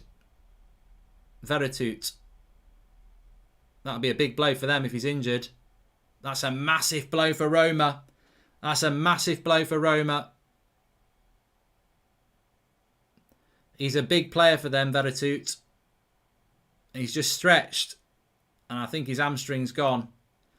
Big blow for Roma, that. Literally in the first couple of minutes. I was going to say, basically, most of their players have got a 7 on the back. 7 Pellegrini. Veratut is 17. And I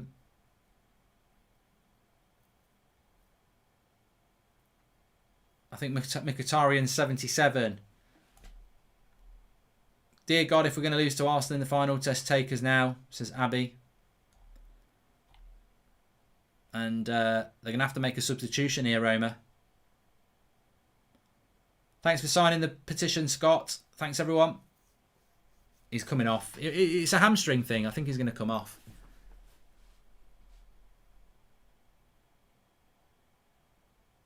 I think he'll come off.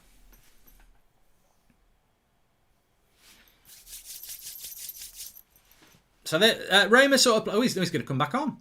It's going to come on. Good job I didn't tweet about that. Thanks everyone who's signing the petition. Big up to you. Louis Van Gaal's army, says Joshua Bowwater. Thanks to the new members tonight as well. A few people have become a member. I can see we've got a few badges in the live comments. If you are become a member, you do get your badge next to your name.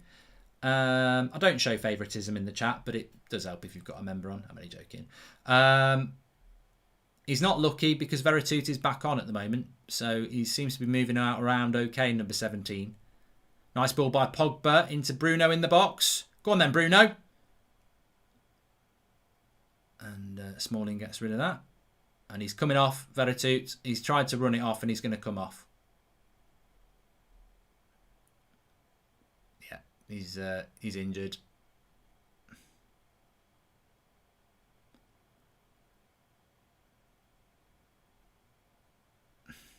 So Villar comes on. It's a big loss for them, that, though.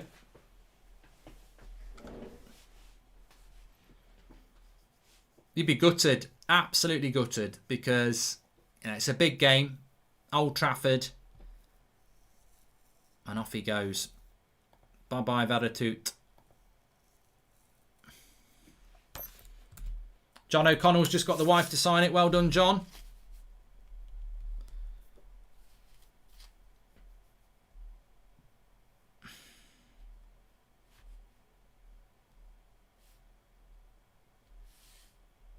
The ball goes back to keeper.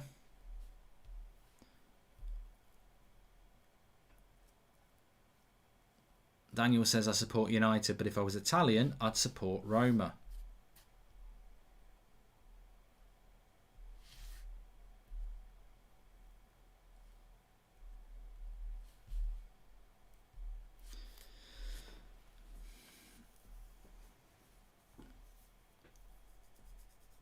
So it's been we've not really had a start here. I can't really say anything about the start because we haven't really had one. It's very, very stop-start. Is the petition only available in the UK? I don't see it, says Ryan Corbin. It's at the top of the chat, mate. Top of the chat.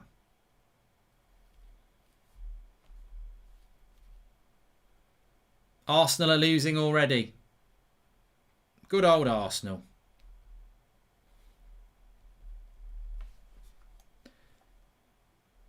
I don't know whether they are. They are. That's in Spain though, isn't it? Arsenal are losing. Vignesh has confirmed it as well. Sorry, Mark, I'm blind and didn't see it, says Ryan Cookson. Coben, sorry, no worries. Roma has a nice kit, says Forever United. Well, I don't think Villarreal are a bad side, are they? Mark, when was the last time Roma played at Old Trafford when they got beat 7-1, says Matthew Paul. Yeah, I don't remember us playing them since then. Correct me if I'm wrong. I mean, obviously that one's going to be one that stands out, but I don't think of that. 1-0 to Villarreal it is. Nice ball by McTominay there. And that's a lovely ball by Bruno. What a pass that is by Bruno into Luke Shaw. And the defender would as well to get back. Is that Carr's drop or whatever his name is? Yeah.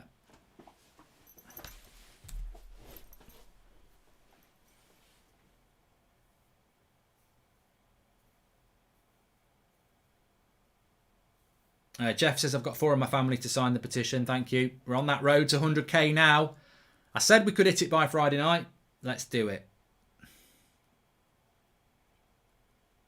De Gea in goal, of course. Yeah, I hadn't really thought about that.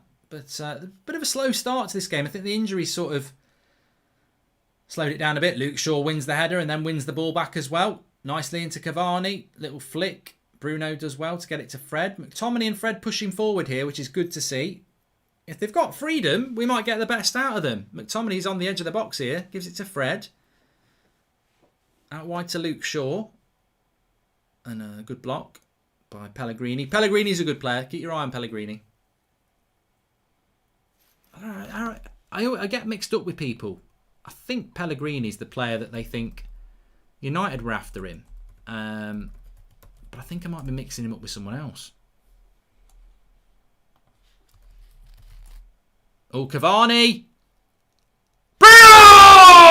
1-0 Manchester United. Cavani into Bruno. The little chip and Bruno is back. Never doubt quality, because quality will rise to the top like something that rises to the top. It's a lovely goal by Bruno. It's a lovely link-up play between Cavani with him as well. Watch this back. It's Luke Shaw again. Of course it is. It's Paul Pogba. Lovely run by Pogba. Gives it into Cavani. Oh, it's delightful. The chip by Bruno is fantastic. The run by Pogba is brilliant. The link-up play between Pogba, Cavani and Bruno is magnificent. And a little dink over. A little L1 chip. I tell you what, someone get him some ketchup, because that chip is delightful. Just a little dink over the goalkeeper. How's your luck? It's fine, mate. It's 1-0. Defender can't do anything. And Manchester United, in what has been a bit of a slow start in general for the game, it's 1-0 to Manchester United. That's a big, big goal. And it's great for Bruno to score as well, because he's been quiet recently. But I tell you what, you put Pogba and Bruno together and Bruno comes alive. Brilliant, brilliant goal. Brilliant goal. And a brilliant bit of play by Pogba.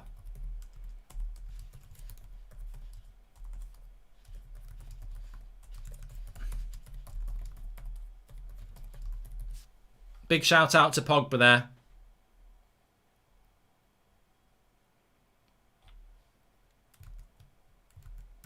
And a fantastic start by United here.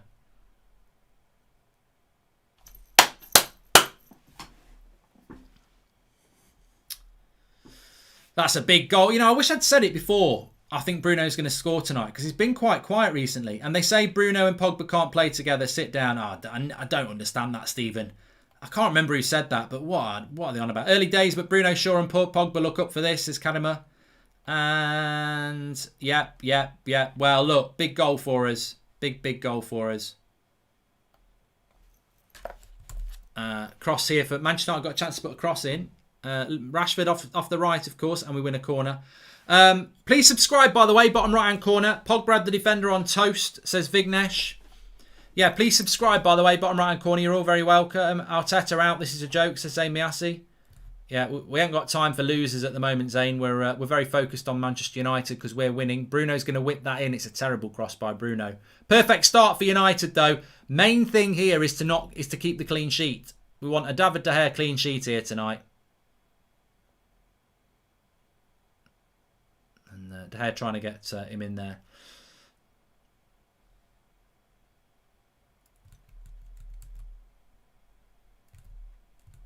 It's Lovely play by Pogba, lovely play by Cavani, and then the finish by Bruno is fantastic.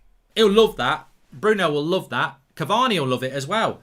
Service. You don't get that from Rashford on the left. You don't get it from Greenwood on the right. I really do like that front four that we've got there, where you've got Rashford, you've got your goal scorer in Cavani, who can link up the play. You've got your out-and-out wide forward in Rashford. You've got your inverted sort of attacking midfielder on the left. And then you've got Bruno. I just think it makes us a better attacking side with that four, instead of having two wide forwards. I've been talking about this for a few weeks now. The two wide forwards doesn't help Bruno and doesn't help Cavani. I think when you've got... Here's Mkhitaryan. Oh.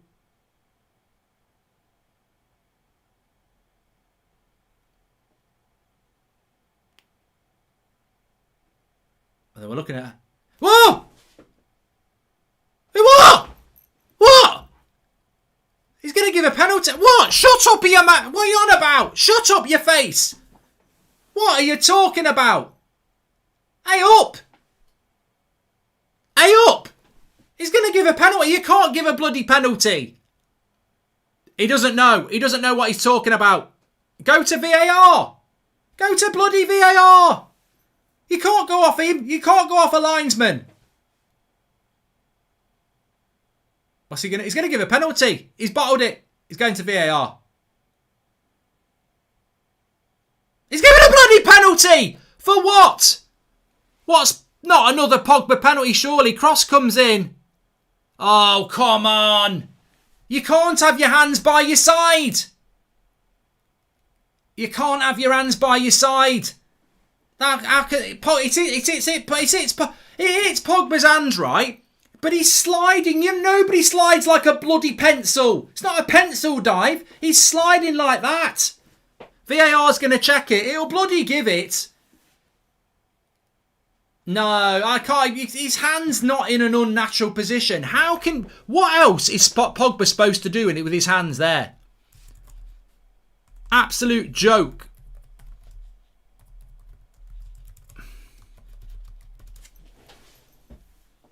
De Gea doesn't normally save penalties.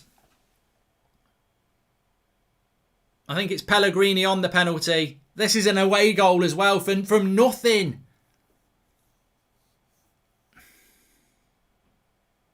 Oh, he scored it as well.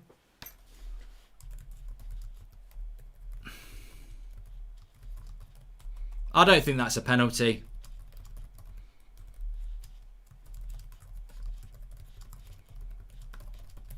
That's a joke. I mean, what is he supposed to do with his hand? What is he supposed to do with his hands there? It's a good penalty by Pellegrini.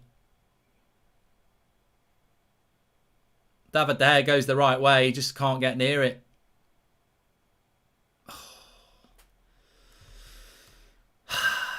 Football, eh? It's a bit like Man City last night. You can be playing the better team. You can be playing the better thing, and one thing can go against you. I don't understand how that's a penalty, people. I really don't. I know it's hit his hand, but we've seen this happen in the Premier League. I remember Salah against Fulham. It hits the hand of the player. Hudson-Odoi, Chelsea, against us, hits the hand. It's like, I know it hits the hand, but in the Premier League, that's not a penalty. That is not a penalty in the Premier League. We don't give penalties for that anymore. I know it hits the hand, but what is he supposed to do? He's sliding. You don't slide with your hands down by your side. Bollocks. I tell you what it is. It's just bad luck. It's bad luck, that. I thought they were talking about it being a bloody goal kick. And the thing is, the game changes. I did say 3-1 United, though. And I did say 2-1 Man City before the game last night. So keep your hopes. Keep your hopes on the down low. But I think Pogba's given away 3 penalties this season, hasn't he? It's a ridiculous rule and it's ruining football. It's the inconsistency, Robbo. I mean, we've seen so many handballs not given like that this season in the Premier League, and then it gets given. It's the inconsistency that drives fans mad, because I think anybody who says it's a penalty, I understand, but anybody like me who thinks it's not a penalty, I understand as well, because it's so bloody inconsistent. But it's been given. We've got to move on. We've got to move on now. The problem is it's an away goal, so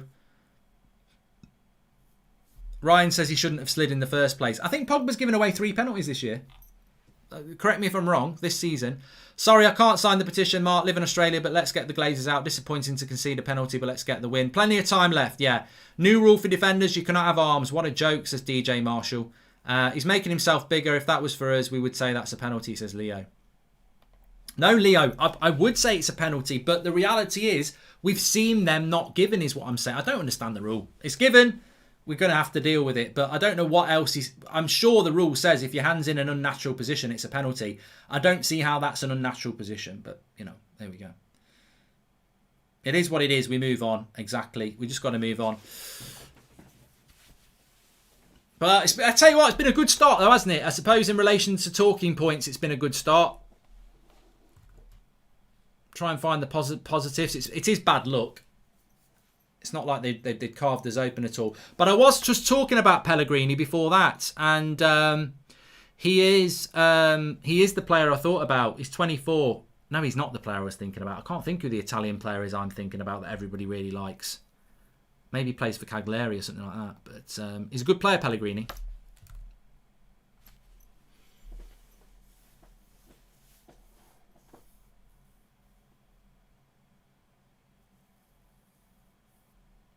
But that's a good goal for Roma.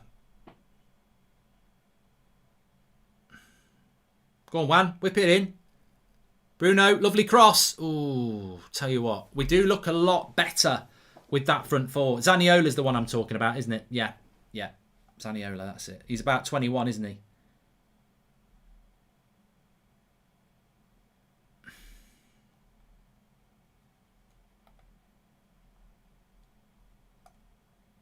Carrymore says, we didn't get one against Chelsea, but this was a penalty. Bullshit. The trouble is, Carrymore, as well, we're talking about the Premier League. This is Europe as well, you know. And Europe's, you know, to be fair, European refereeing is always different, isn't it? Here's Cavani anyway. Plays it into Rashford. He ain't going to get that.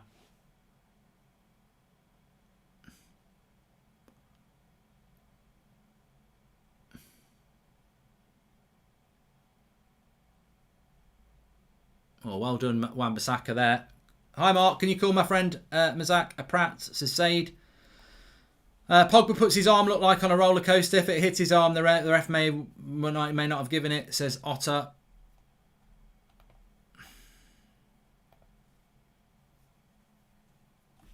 It's football, isn't it? You know, last night, that De Bruyne in a semi-final of the Champions League, and it's an away goal as well, which is a big advantage. You know, De Bruyne puts a cross in and it goes in. These things can happen at this level and they can be very costly, which is why grinding it out, fine margins.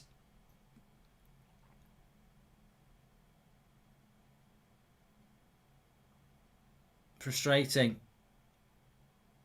Here we go. Trying to play out from the back again when we haven't got the players to do it.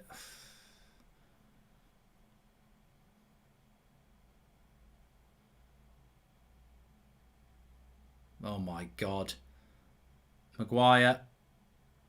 Smalling read it. Well played, Pogba. Lovely play by Pogba.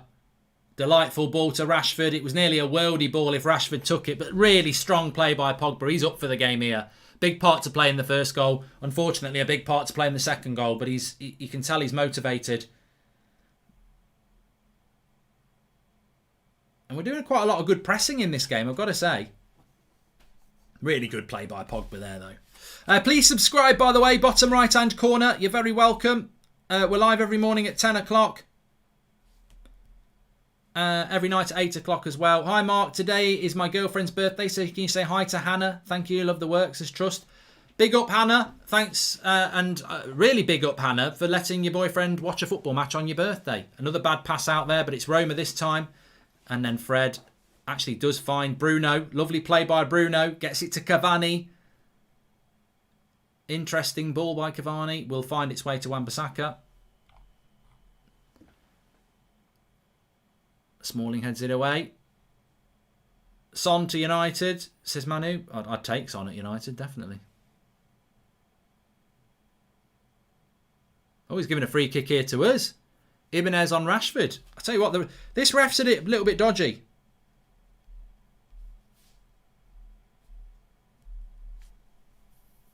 But this works for us. We've got some good free kick takers here. Bruno. McFred already looking nervous. Fred at fault for the counter-attack that led to the penalty. Stick VAR in the bin with the Glazers, says Andrew O'Brien.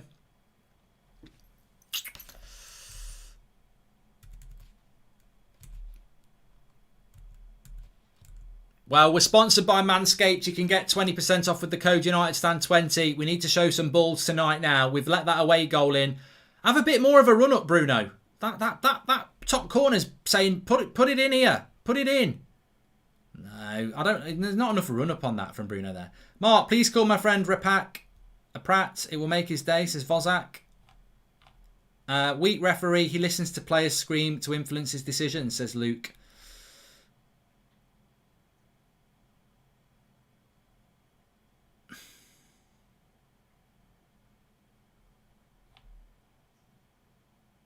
Cliff's bought one from Manscaped. They're very good products. But yeah, it's disappointing. The away goal is always disappointing in semi-finals because it just makes it that little bit more difficult. But then again, on the other hand, I don't think I'd fancy us to score over there anyway. So, I don't think we need to be too concerned about that at the moment. But our passing is shit. Fred again.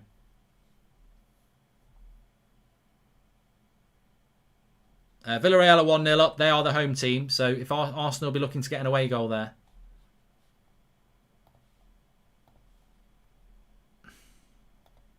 Do you think Pogba's recent rise in form is due to him fishing for a club, says Cal? Well, it might be. Lovely run by Rashford. Into Bruno. Oh. Good play by Rashford, though. Big hello to Dan. Drinking red wine, waiting for a curry, says Joe Lethbridge. Lovely run by Rashford, this. Feeds it into Bruno.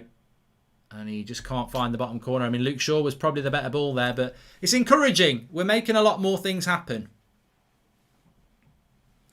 There's definitely more goals in this game. And it's been a good game as well. Fred playing well so far, hitting some nice passes and breaking up the play after we lose possession. So Steve, it's funny, isn't it? I was about to say something completely the opposite. I think Fred's passing's been quite concerning. But, it's too early in a game to start saying someone's playing terrible. Nice play, but McTominay. Oh, Bruno. Should have found Cavani there.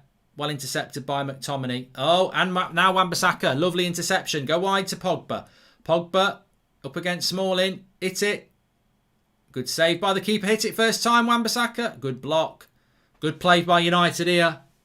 Roma's passing's not been that good either, says Callum. No, it hasn't. Keeper's injured. Have a shot. Shoot. Fred, have a shot. Oh, ref's blown the whistle. I've just exposed myself as not being very sporting, haven't I? The keeper's down injured. The ref's not blown the whistle and I'm telling Fred to have a shot.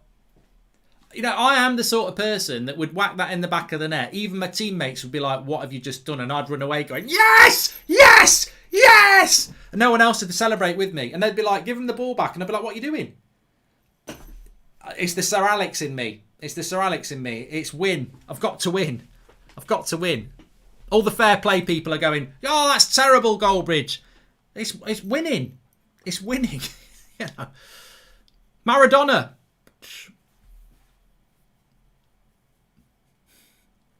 It's a shame Fred didn't score, actually, because I would have gone, yes, yes, get in. Oh, well, at least I'm honest. Haters going to hate. To be fair, though, I hope the keeper's not badly injured because they've already lost one player. You do what you got to do, you do. Hey, Mark, when you lived in Ireland, did you ever go to Tramore in Waterford? I think I went to Waterford, south of Dublin, or was that Wexford? Hello, I'm still going 3-1 to United. Important play, looked up for it tonight. Keep up the good work, says James. Yeah, I'm sticking with 3-1 as well. That was my score prediction. Wow, I think the keeper might be coming off here.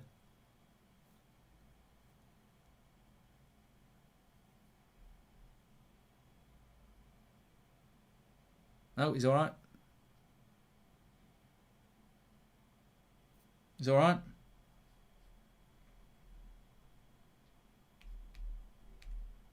He's going to carry on.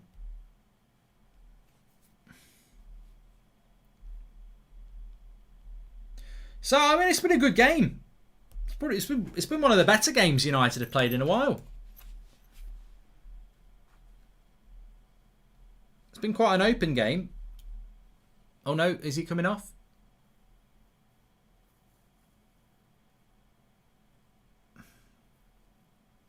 Yeah. Changing the keeper as well. They're not having a lot of luck, Roma.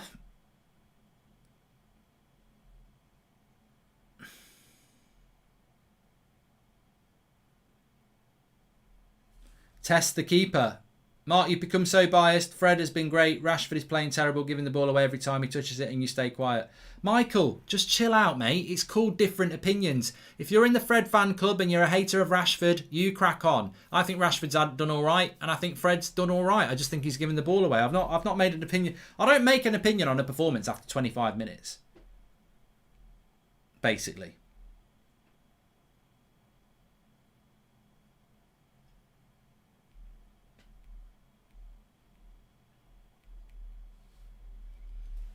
Wide ball out here to the Roma right-hand side. I mean, to be fair, apart from the penalty, Roma haven't done anything, have they? Very lucky. And we've pressed very well.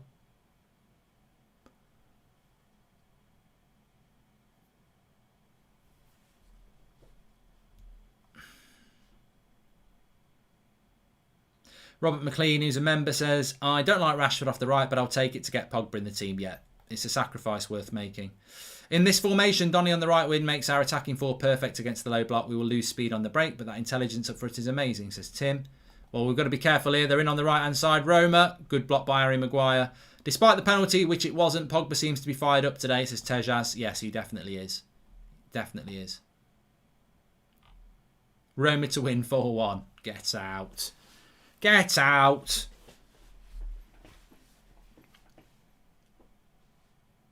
I'd rather it was 0-0 than 1-1. Yeah, I don't like conceding the away goal. It's a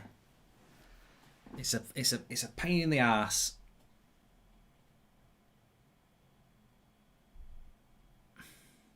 Good play by Maguire there. So many times he lets those crosses go in front of him, and he's done well to read that. Big up Harry there, doing his job. Stop that cross on the front post. Well done, Bruno. Lovely play by Bruno. Look at McTominay. He's getting forward today. It's good to see McTominay getting forward. Too many times he has to play too deep. Rashford's taking too long here. See, I think Rashford holds onto the ball a little bit much too sometimes. Just get the cross in early. That's what a striker wants. Now, get it in. Nice ball into McTominay. That's a goal kick. Have a stretch, Mark, says Randy and Ree. Straight at the same time. Scooby-Doo! I'm getting forward tonight. He is. How was it? Good. Yeah, so their reserve goalkeeper's on. They've also lost Vedatut as well. So they've had a couple of injuries in this game already, Roma. But doesn't matter who's in goal. Doesn't matter who's in goal if we don't test him.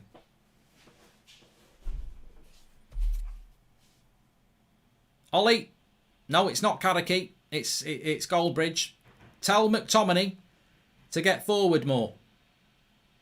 Tell him to get forward lot more. Yep, I've got the pyjamas on. Yep. He's made a good couple of runs, Ollie. Tell him to do it more. All right, cheers. Arsenal losing 2-0. Oh. The referee's just been tackled here by Dzeko. They can't afford another injury. Is that all right? Oh, so I tell you what, Roma's passing's worse than ours. Long way to go. I'm not even noticing that at the moment. Bruno to Pogba. And he goes down and he wins a free kick.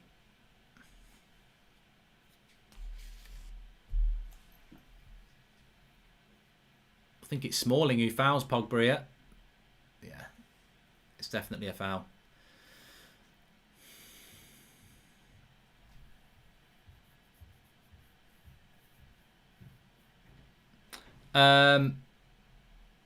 Shaw has to come inside to protect the centre-backs. It's worrying, says Pretorius Rex. Look, I wouldn't take much notice of the Arsenal score if I was you. We've got our own game to win here. And Arsenal could lose 5-0. And we could lose 2-1. We both don't get to the final. So, look, we need to focus on our job. Bruno's got a good chance to put a cross in here. Come on, Harry. Oh, I tell you what, that was a good cross by Bruno. Try and put it on the keeper. We want a few corners now. Try and put it on the keeper. Don't go back to David. Bloody hell, Wan-Bissaka. You got to go forward.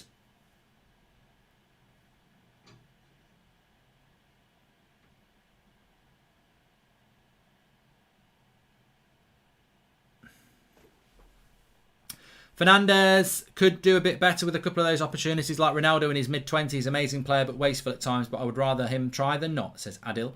McTominay, Rashford off, Donny Greenwood on, game over. Never going to happen, though, says John O'Neill. Might be a bit early for that. Might be a little bit early.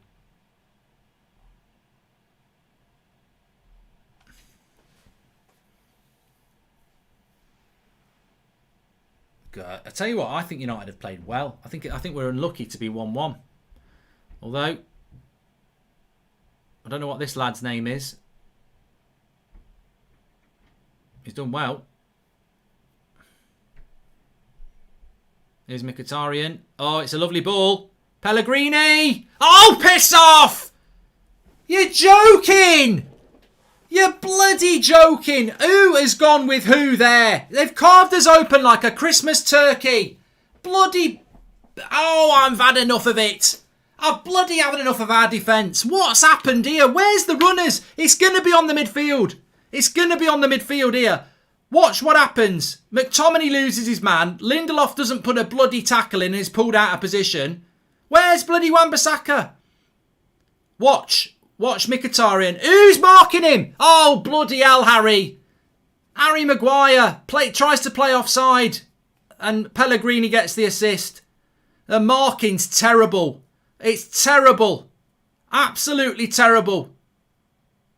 Mkhitaryan nutmegs McTominay. Fred's out of position. Maguire's playing off. It's not even on any individual. It's absolutely terrible, that is. Awful defending. And apparently we don't need a centre-back and a CDM. Crap defence. Crap from the whole back six there.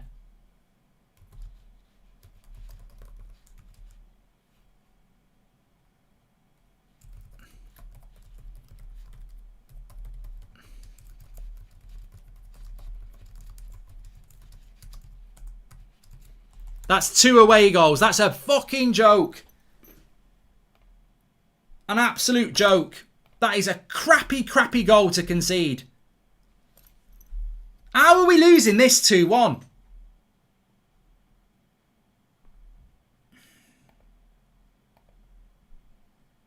I don't know. I just don't know how we're losing it 2-1. They've done nothing.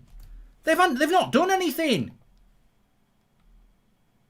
Shiraz says, I don't understand McTominay's worth to the team. Did you see how easy was run past for him? I hope someone can make a compilation for the season. Says Sharath Kamath Fitness. It's only just the first... Well, to be honest, I think Arsenal's game looks more retrievable than ours at the moment because ours are away goals. Sheg's laughing at us anyway. It's... You know what? The annoying thing is that is absolutely crap defending by the whole back six. Probably only Luke Shaw who's not at fault because he can't get in front of Dzeko.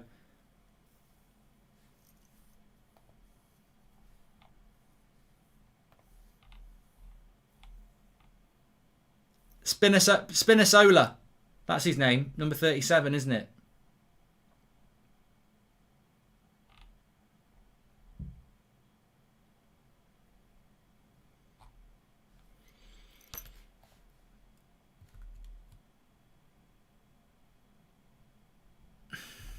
Was that his name? It was. He definitely had a 7. Yeah, Spinazzola. He bloody spun McTominay on the halfway line. Oh, just awful. Awful defending. Lindelof gets pulled out of position, doesn't put a tackle in. McTominay gets ran past. Then he gets nutmegged. Maguire's trying to play onside. Wan-Bissaka's out of position. Luke Shaw, is probably not at fault. Fred stood marking the edge of the box. I don't know why Fred's marking a bloody penalty box line. He's marking nobody. Nobody anticipates the danger. Dzeko's unmarked in the box. The pass that Mkhitaryan plays to Pellegrini, sorry. They've got another player coming off here. Spinazzola's coming off now. They've had 3 players off. How are we not winning? We're losing 2-1 to a hospital team. Bloody hell.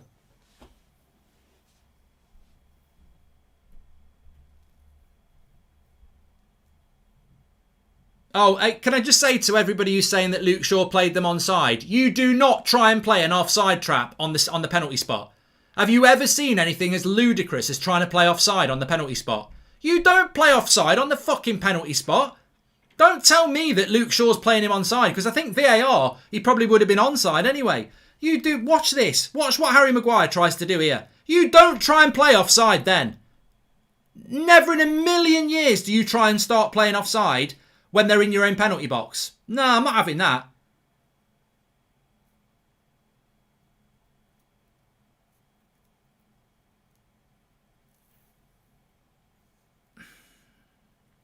What a crap goal to concede.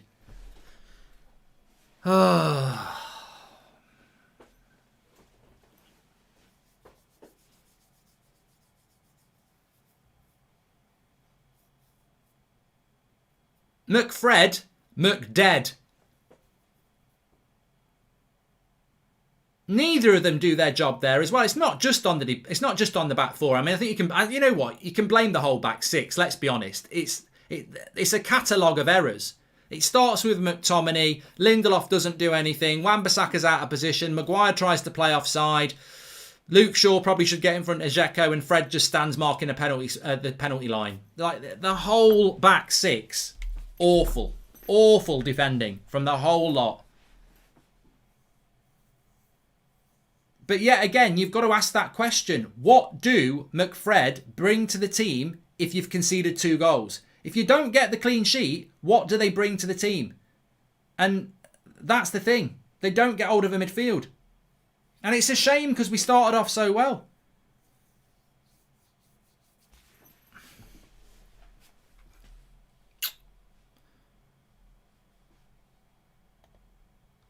I can't believe we're playing these 2 fools of a DM against this team. We can put Matic, Stanley van der Beek and Greenwood and carve this team open, says Assad. Crap defending, our back 6 is dead food. These idiots want to go and spend 150 million on a striker, says Vignesh. How many times have we spoken about this on the morning show? Why the fuck are we trying to spend 150 million pounds on a striker? He'd be sat up front tonight with his obnobs, his cup of tea and his slippers on going, this is the easiest money I've ever heard because I'm not playing as a striker. We'll never win a trophy with Magaluf and McFred. As simple as that, says Dazzo. And put Tellez on the left, bring Donny on, change the game second half, says Mikael Roach.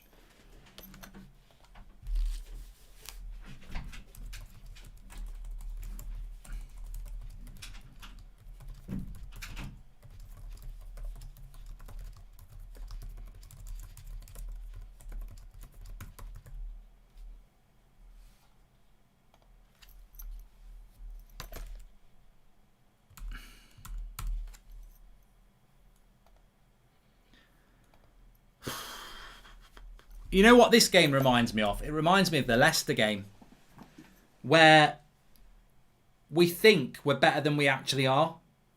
Like, we think we defend well.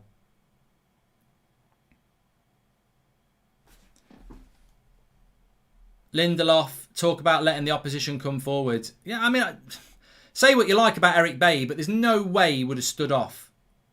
No way. Ollie would have my backing if this style of play actually and these players actually work. Start off well, dodgy pen, but that was atrocious, says Sam. Welcome to Members Club, Benjamin. And look, we're unlucky. We're unlucky on the penalty. The goal was a really good goal. But how many chances have we had since then? If we're absolutely honest, we say we've played well, but how many chances have we had since that penalty? Since that Bruno goal? And Ollie will use McFred on the away game, says Manchester G. You can blame all the players you want. The fact is the manager is crap. Pogba on the double and we will still play bad. When are you going to open your eyes? Is Rashford into Cavani? Watching McFred is worse for your eye health than smoking is for your lungs, says Oishan.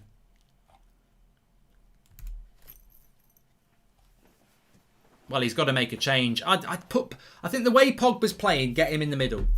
You know, Pogba is wasted on the wing. Get him in the middle.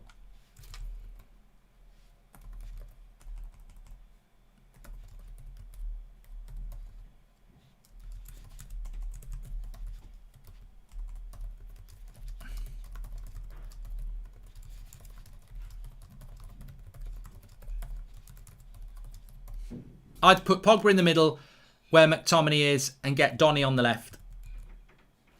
ASAP.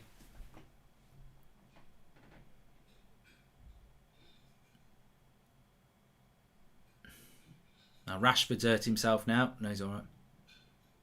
It's a head injury.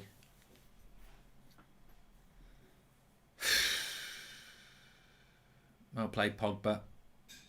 Fred nearly played a good ball into Cavani then.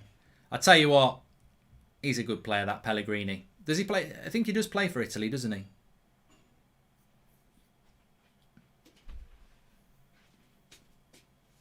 You can't blame De Gea. There's nothing De Gea's. It doesn't matter whether it's De Gea or Henderson. There's nothing you can do on either of them. They're goals.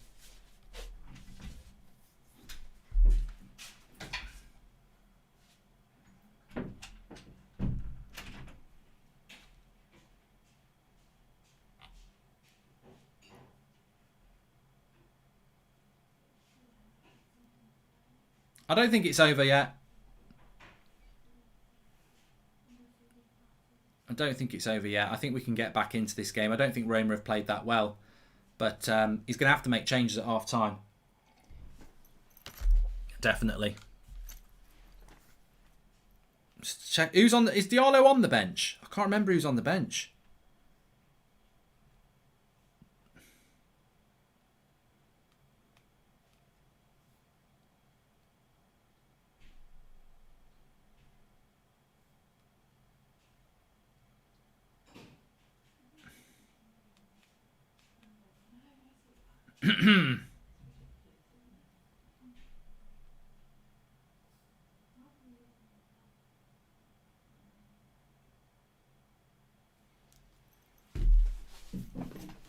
What the hell is Fred doing? Donny and Matic in, says Choco. And call Mason a Muppet, says Billy Lee.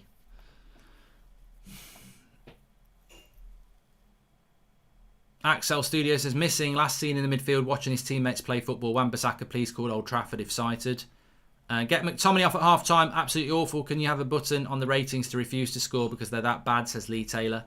I mean, look, the thing I find really interesting is that I said it before the game, and look, I always want the United players to do well, and I always want Ollie to be right, but I cannot, if you can please tell me, I mean, McTominay's just lost it again. He's playing absolutely shit. Like, I could play better. I could play better than him in that midfield. And, I'm retired. I'm retired. And Rowan says, you were right. If Luke Shaw isn't able to create down that left wing, we struggle. It's happening. I don't like saying that United players are crap, but I can't remember the last time McTominay and Fred had a good game, and yet they play every week. It's nonsensical. He's obsessed with playing. I mean, you've got 11 players there. Henderson makes it 12. Greenwood makes it 13. And Martial makes it 14. They're the 14 players he basically uses. He never uses anybody else. Matic never plays anymore. Bailly hardly plays. Twansebi never plays. Van der Beek never plays. Brandon Williams never plays. Diallo never plays. Mata never plays. He plays the same 14 players all the time. Now, if you've only got 14 players, fine. But tell me the last time McTominay and Fred played well. They never play well. So not only does he keep picking the same players, he's got other options, but he doesn't do it. He puts Pogba on the left wing because he can't get rid of McTominay and Fred. It's like a toy that you have when you're a bloody child. Like, I can't give it up. You can't get it. You're married, mate. Get rid of your bloody toy. Get your toy and put it on the bloody windowsill. Put it on the shelf. No, I've got to have it in bed with me. No! Bloody get rid of it. It's like... He's obsessed with it. It doesn't work. I really want it to work for him, but it doesn't work. Richard, welcome to the Members Club. Here's Bruno. Goes wide to Pogba. 5 minutes. 5 minutes. And we're only up. Look, we've got to go to Roma. This tie is not over. Fred. Oh, the Brazilian in Fred. Oh, Rashford. He's heard us.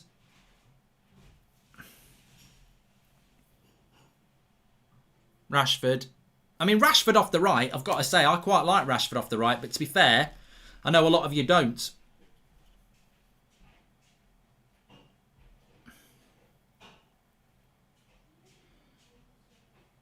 Tell you what, we're sponsored by Manscaped. 20% off with the United Stand. That's on. That's now on, Ollie. Show some bloody balls. I can send it through to you. Can we get a fast track delivery to Old Trafford? We need 11 of these Manscaped ball trimmers because we need to show some bloody balls in the second half. We were unlucky on the penalty. But the second goal is tremendously crap defending. And what have we done since the goal? I mean, look, they've lost 3 players. They're 7th in Serie A. 3 of their players have gone off injured, including their goalkeeper. And we've done absolutely nothing. Thanks. We've not actually had a shot on goal other than Bruno's. And the shot from Pogba that the keeper went off injured for.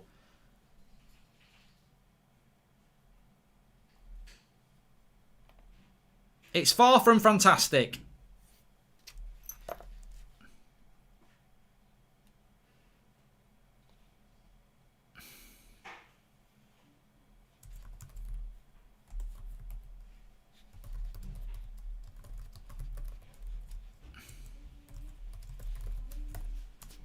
Very far. That's a good cross. No, it's not.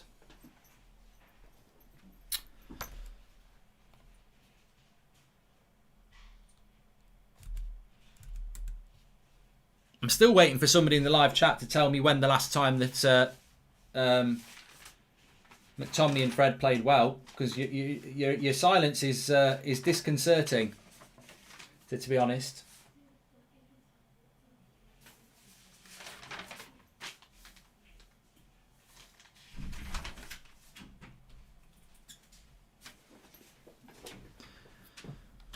Probably Leeds in December, yeah.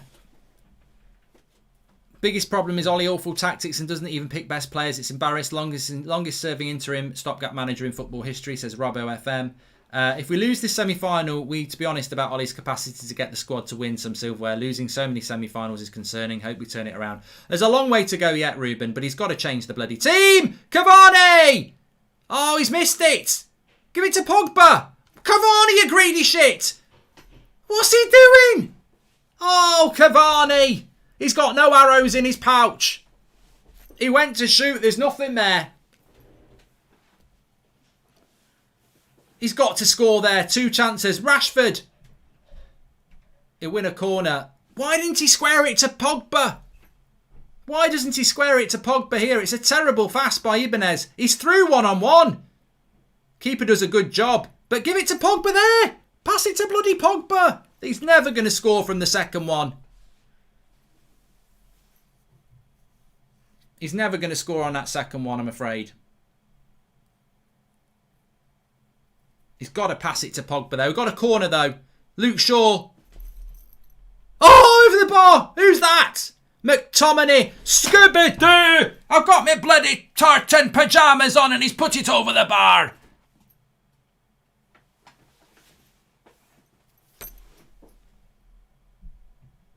I think Smalling heads it, to be fair. Glazer's out first and foremost, says Fervent. No, McTominay heads it. Bloody hell. And there's another injury here. They can't lose another player. I've never known 4 players go off in one half. Referee's blown the whistle. It's one. Well, it's not. It's 1 to Manchester United. It's 2 to Roma. It's a very weird half. Roma are dropping like bloody. It's like World War. It's like a football world war out there. They're dropping like flies. They might have another player coming off here, but Manchester United, architects of their own downfall yet again. I mean, what are we doing on that second goal? What are we doing on that second goal? It's I'm going to get Flex on, get your comments in, but I'm absolutely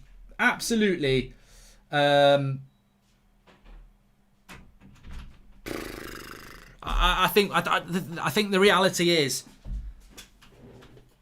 we're losing 2-1, and this obsession that he's got with that back six. People tell me we don't play a back six. We play a back six. We try and keep a clean sheet, and we try and nick a goal. The problem is we nicked the goal too early, and then we can't bloody defend. The penalty is soft. It's really soft, but I didn't fart. No, it was my chair. But the defending on that second goal. Anybody who thinks we need to spend 150 million quid on a striker and not bring in a defender or a midfielder, you just watch this game. You watch the Leicester game. When the going gets tough, they're like bloody Easter eggs on a hot day. They just melt away. Maguire, Lindelof, McTominay, they just melt away. Awful. And the thing is, how many times as a fan base, and I say as a fan base because we're not all on the same page on this, but nobody rates McTominay and Fred apart from Ollie. Nobody rates Magaluf and Lindelof apart from Ollie. We could be playing Pogba and Fred, and we could be playing Bailly and Maguire. And we'd be a much better side. But he keeps... The thing is, I think defenders of this would say, well, we do really well. If we don't get the clean sheets, basically, Maguire and Lindelof and Fred and McTominay, they've got to get the clean sheets. Because if they don't get the clean sheet, you know they're going to be pretty shit in relation to what they do on the ball anyway. They've given 2 goals have gone in and they're playing shit. It doesn't work, Ollie. You know, for you to be justified, you need the goal to go in. Fred, Flex. Don't worry, I won't blame you for being Fred. Can you hear me? Yeah, I can hear you, man. What is your thoughts on that half? I was just saying there, you know, for me, we talk about it all the time. That centre-back pairing, McTominay and Fred, you almost feel you do have some sort of weird hate agenda against them. But it's nothing to do with them. It's the manager who keeps bloody picking them. I don't get it. That second goal is a shambles from McTominay to Lindelof, for Wan-Bissaka being out of position, for Fred just standing there marking dead air, for Harry Maguire trying to play an offside trap when they're already in our penalty box, and maybe Luke Shaw should get across. The whole back six. A calamity. Calamitous. And it, you know, United fans say, oh, don't worry about Mkhitaryan, don't worry about Dzeko. And I know you said it would be comfortable. Knew it, mate. Semi-final. Look, we started. This is why it's even more frustrating. We started very well. We started very dominant. And I was really impressed, really pleased. And the goal was brilliant. The penalty. That Pogba, Bruno, Cavani thing that will happen. Yeah, we said that. And that is why I said, that is why I was like, the top players have to play. You have to get Pogba on the pitch. You've got to get Bruno on the pitch. You've got to get Cavani on the pitch. It's Rashford, again, who looks not as great on the right-hand side. Something's got to give there. But can Ollie be brave, though? This is what we'll talk about putting Pogba in the midfield. Because McTominay and Fred will do a job with their lungs. But as a pair, they're just not good enough. We've got no control over the game. We're not controlling the ball. He's got to put Pogba in the central midfield. I don't even care which one you keep on. I prefer to keep Fred on, but just put one of them on at least. You've got to put Fred in there. I put Marcus Rashford back to the left where he's more comfortable, and I would bring Mason Greenwood on the right-hand side. Whether he does it or not straight away, I don't think he will. But we're at risk here. You know, that Pellegrini guy is getting a lot of time to turn and get at us. Everyone said, don't worry about Mkhitaryan, mate. Now, shit at United. I'm not worried about him. He's getting a lot of space. Dzeko's just getting space, bringing it down, having his touches, getting out of the way, you know, being a pest, being in the right place at the right time. He hasn't lost that. So we've made it look a really difficult half when actually we were in control for that beginning bit of it, you know, and we went to sleep and it's cost us. I just knew it as well. And the semi-final thing, I knew it. Like, I'm not saying we're definitely going to go out, but I'm not confident. So I'm not confident when it gets to the crunch games. We just piss about and make mistakes, man. The frustrating thing for me is that I think we started off well. I don't think Roma are actually playing that well. They're not that good. No. They're not that good. I think you're right. We have bottled it ourselves because that second goal... The penalty is, look, I don't even want to talk about the penalty. It's unlucky. I don't think it's a penalty. In the Prem, I don't think it gets given. We've seen a lot. But it's one of them. I don't understand the rule anyway. But But the second goal, you cannot make. I mean, look, De Gea's conceded 2 goals. He can't do anything about either of them. No. Certainly, the second goal. I mean, he starts in our half. He just skips past McTominay for one. Lindelof comes across. Eric Bailly ain't coming across and not putting a tackle in. Lindelof just sort of ushers him inside. Lindelof kind of gets it though, but then he needs help. But then Pogba's late back. Mkhitaryan gets it. McTominay's back in position. He goes through his legs. Fred's not marking anyone. Xhako's in acres of space.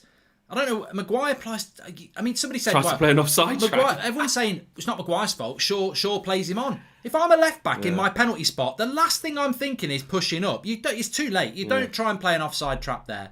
It's not there. It's not shambolic but it's not an individual. It's everybody in that back six is at fault. And to do that in a semi-final is, I just cannot understand how we would suddenly think we don't need a centre-back and a CDM this summer. I mean, you can have Harry Kane or Haaland in that game. It makes no difference. Apart from Cavani should have scored one of those two chances. Well, it probably would have made a difference there. Yeah, because Cavani, he's had 2 bites at that. The first shot, all right, cool, you didn't score it. But the second one, pass it.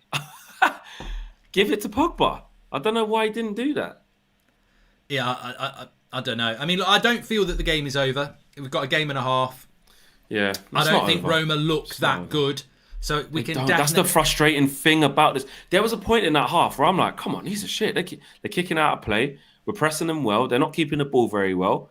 You know, the goal that we scored was unbelievable. And then we just let them back into it.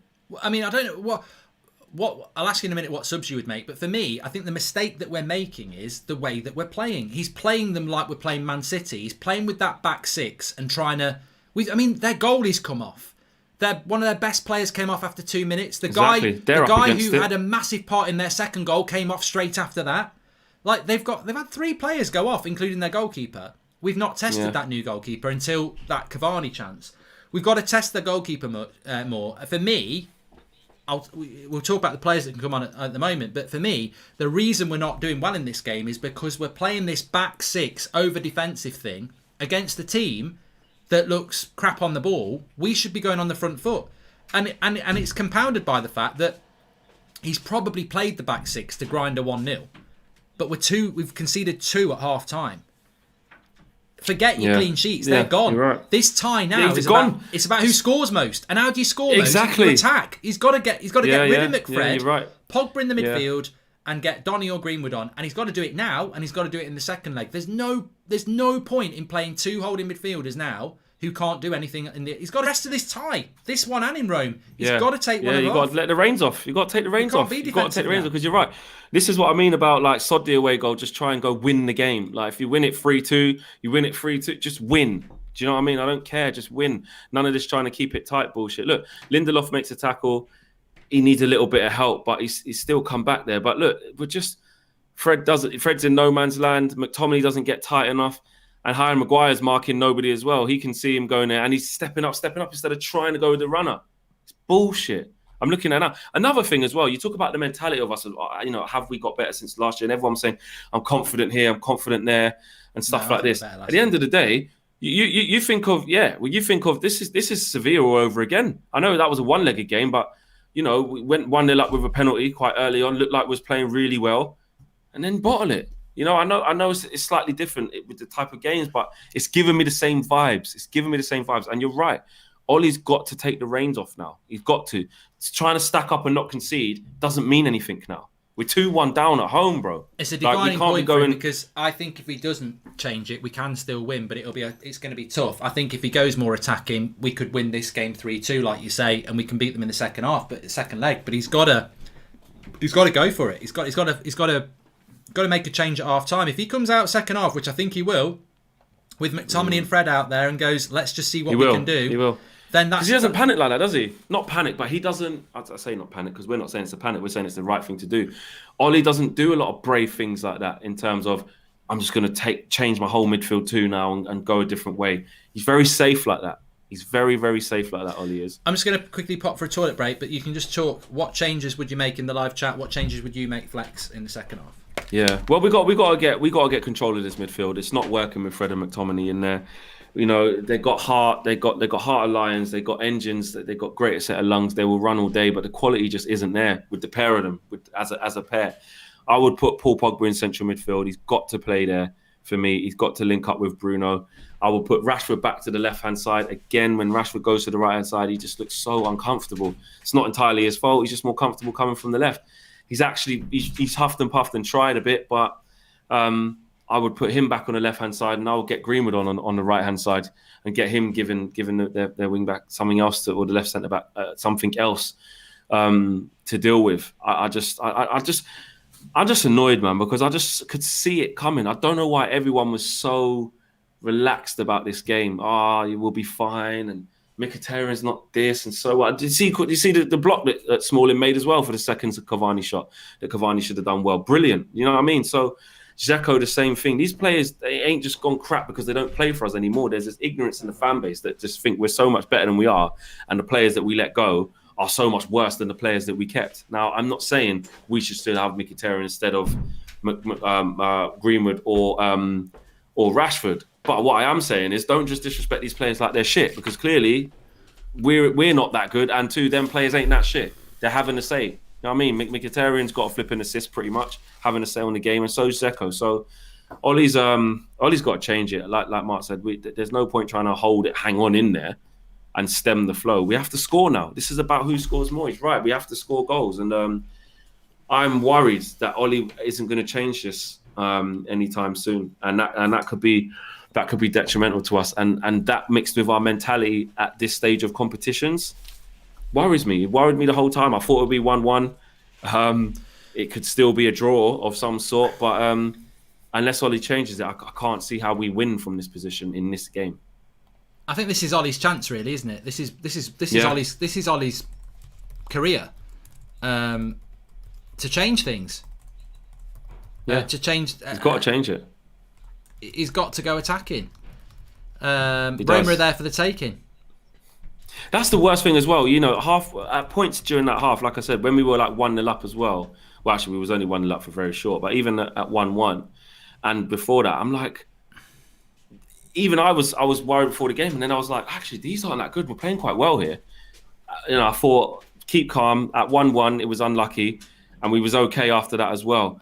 And then slowly but surely, we just lost control of the game, and we've let them come in that half. Been the better team, you know. I just think if you've got a better, to me, it comes down to quality of players. I can't sit here every week and say we'll never win a title with Maguire and Lindelof as centre backs, and we'll never win a title with McTominay and Fred. I said it before the game. You know, on Tuesday night, I saw Kante and Jorginho. I saw Casemiro and Modric. Last night I saw Gundogan and Rodri, as well. and I saw Paredes and Idrissa Gueye. And tonight I'm watching McTominay and Fred. I don't care who you are. This is the problem. It's, you know, we can talk about the defence, but actually, are we actually just talking about players that aren't good enough? We can moan. Pogba and Matic would be better in there. Yeah, they're just. They're, you know what I mean? 'Cause they can keep ultimately, it's probably not even fair to keep talking about them. They're just not good enough. No, it's not their fault. Yeah, and Ollie's trying to make them into something they're not. Yeah, moaning about it every time they make a mistake. What do we expect? You know, we're almost beyond actually getting angry about it because they're not good enough. And having said that, we've got better players on the bench. Eric Bailly could be playing. Yeah, exactly, and that is the most annoying thing. And even look, for the deficiencies within that pairing of McFred, like I said, Fred's been making some good interceptions as well and doing the good side of what Fred does. Yeah, you know. But obviously, in the same breath, you see the bad as well. McTominay again, he's doing the hustle and the bustle, and he's doing it. I could put my foot on it, got my socks up, roll it on the bottom of my foot, look neat and tidy and that. But you're losing the ball, mate. You're out of position, mate. You know what I mean? You're getting barged off the ball. Like he plays in a way that kind of might look easy on the eye, like he's playing better than he is, and he's not. He's not doing it. And then together, when you put their weaknesses together, it makes just a whole bad area of the pitch for us where we just can't dominate games. McTominay and Fred are playing for Manchester United in the midfield. They're meant to run that midfield. They couldn't run a bath. They're terrible. They're absolutely terrible. And yet, week in, week out, we have to put up with it. But look, I don't think he's made any changes again. What do you fancy for the second half? No one was warming up at half-time as well. Mate, honestly... I think we'll win second. I got a feeling. I got a feeling it was going to stay 2-1. Right. Okay. We'll get you on for the fan forum flex. Cool. Peace. 3-2 United. Let's go. Hopefully you're right. All right, nice mate. one. I'll speak to you in cool, a bit. Man.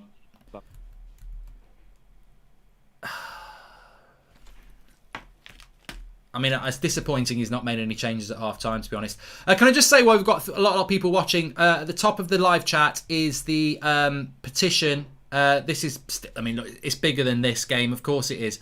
The petition is to get the government to debate about change to the structure of ownership in football, specifically in the Premier League. We are very close to 100,000 signatures. We've had over 60,000 really in the last 2 days. So if you've not signed the petition, or if you can share that link, please do. We're nearly at 91,000. We're trying to get to 100,000 by tomorrow night. So please do share the link and sign the petition. It takes no time at all. You just need an email address, a UK postcode, and your name, and then you'll get an email verifying it, and then it's done. So please do share it out and sign it. The second half has kicked off. There is no change for Manchester United, which is disappointing. It is disappointing.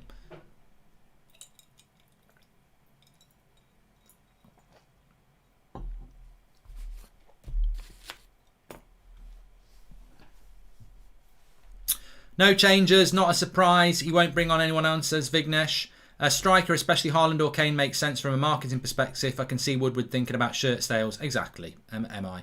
How does Ollie not lose a semi? Well, do like the FA Cup and losing the quarters. Another Ollie semi coming bottle job. You predicted 3-1 right, but the wrong team, says Srin Vassin. Also, can I just give a big shout out to Manscaped? We've not shown any balls yet, but I'm hopeful in the second half. Trim your grass to make your yard look bigger. Precision engineering for your family jewels. You can get 20% off through the link in the video description with the code UnitedStand20. And they also do nasal trimmers as well. Very good products. And thank you very much to Manscaped for that. Poor kick out by De Gea there. I don't know where he was going to go with that kick. It was terrible.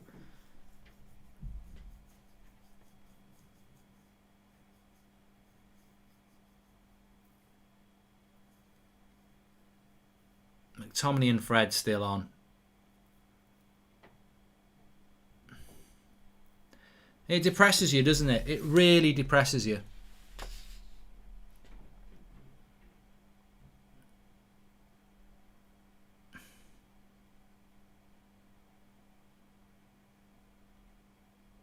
He's on, Mkhitaryan here. Oh, for God's sake. They're in the box again here, Roma. Oh, I think we've got away with it. Bloody hell. They could have scored again there. I just don't know how bad players have to be in Ollie's eyes to get subbed.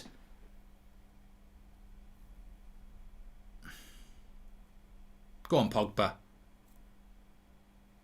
It's a lovely ball into Cavani. We've got a 3v2. This is a goal. This is a goal.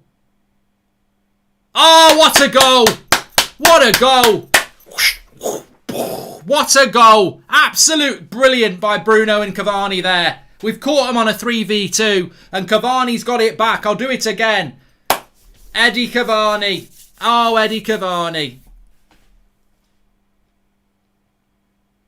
Give it to Eddie Cavani. Pass him the ball and watch him score all the goals. This is brilliant. This is a great goal. Lovely ball by Bruno. And what a finish by Cavani. It's magnificent. It's absolutely magnificent. Bruno with a goal and assist. Cavani with a goal and assist. But again, it starts from Pogba. Pogba on the third phase has a massive part to play in this goal. Super goal. Come on. Let's go get it.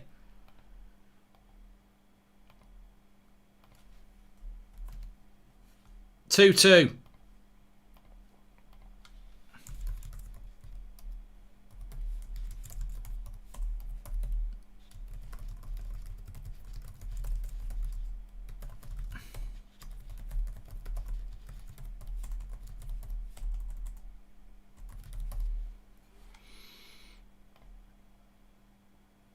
Oh, Pogba's injured himself here. It's all going on. But this is what I mean. You can get at that Roma defence. You can really get at it.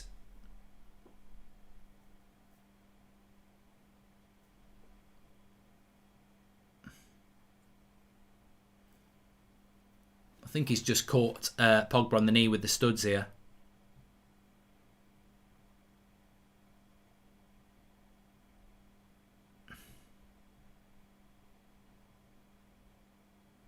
Ollie, he's like this. Garricky! He's all right. It's like Platoon. 2-2. I said 3-2.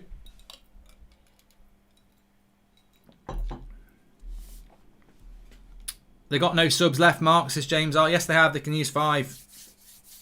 They can use 5. Come on, lads. Come on, lads.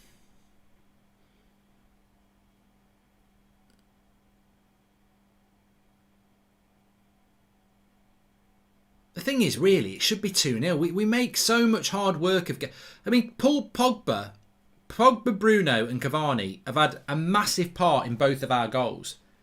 And, you know, 2 goals at home in the Europa League semi-final is absolutely fine. It's the 2 goals we've conceded. Oh, he's going to book Pogba now. For being late on the keeper. Oh, I don't know. I don't know about that. I don't know about this for a yellow card. How can you get a yellow card for that?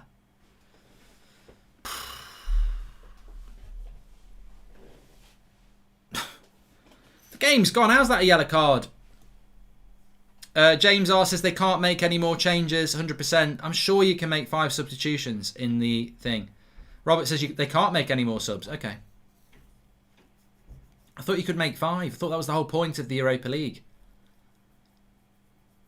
This ref is not good. A lot of people saying it. I don't know how Pogba gets a yellow card there, to be fair. I mean, the lad gets a yellow card for scraping Pogba's knee with his studs up, and then Pogba gets a yellow card for knocking into a goalkeeper. Ollie's lost more semis than a 90-year-old, says Samuel Towers. I love you, Mark, says Zach Games. Thank you. Please subscribe, by the way, bottom right-hand corner. Welcome to the channel.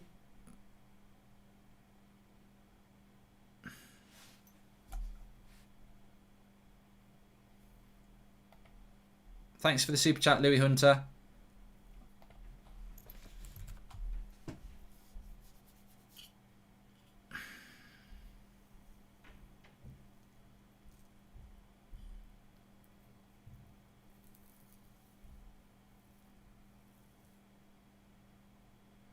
A lot of people saying it is 5 substitutes. I think it is 5, but we'll see.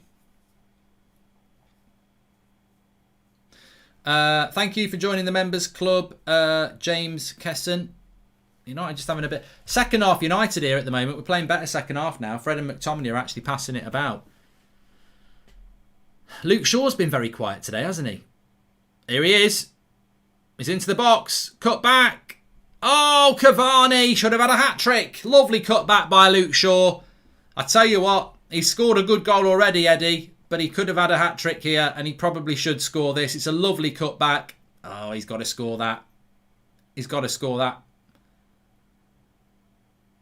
Just doesn't get his foot round it. Nutty says, it's mad how much Cavani has improved the team.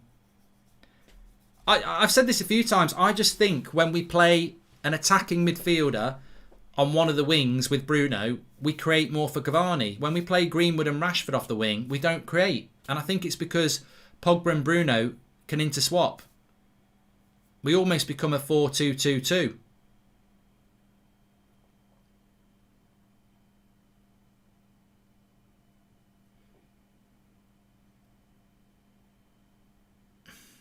Go on, Luke. Look at the power of Luke Shaw there. And he says play on.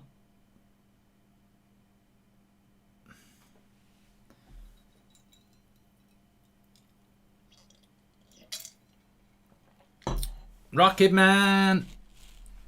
Rashford has been a bit quiet.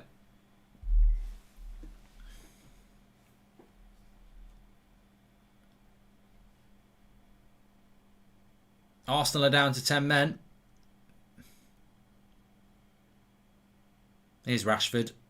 That's a nice ball to Rashford. Bruno. Oh. What a ball by Bruno. Oh, bloody hell. Is that Ibanez? Just heads it off Rashford's head. Lovely. I tell you what, Bruno's been fantastic tonight. Absolutely fantastic tonight, Bruno. Really magnificent. It's a corner.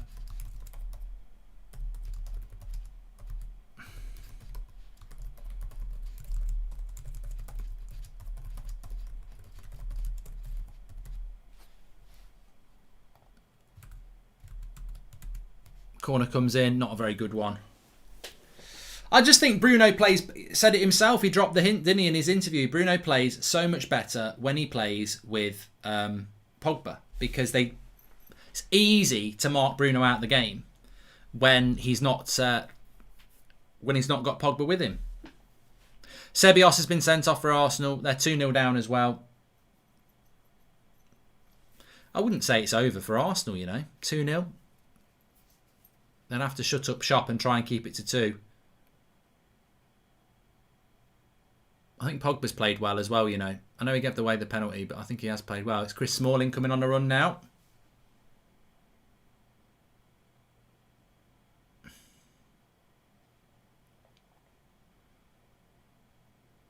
Lovely play by Bruno and Cavani again, and Pogba's got it.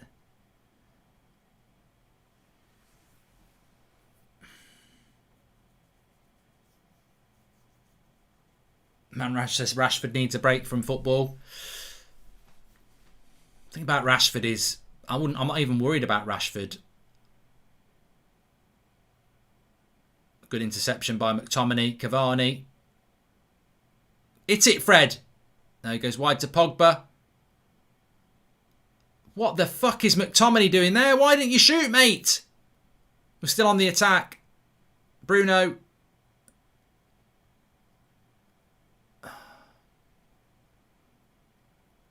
I don't think McTominay realises how close to goal he is here on his left foot. Watch this. Comes out to Pogba. This is where McTominay can cause danger. It's a lovely ball into McTominay and he just doesn't look. He doesn't realise.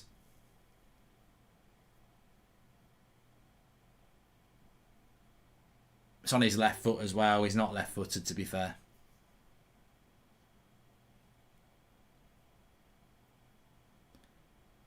Arteta out, says Zane.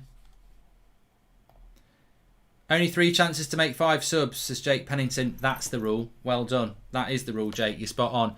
Mark, you can make up to 5 substitutions, but it has to be done during 3 substitution intervals, so no 5 individual subs. Spot on. You are spot on. From Paul Baines. And also, DN Atten says 5 substitutes, Mark, but only 3 opportunities. Well, Ollie can give him one of ours, really. We won't use our 3, will we?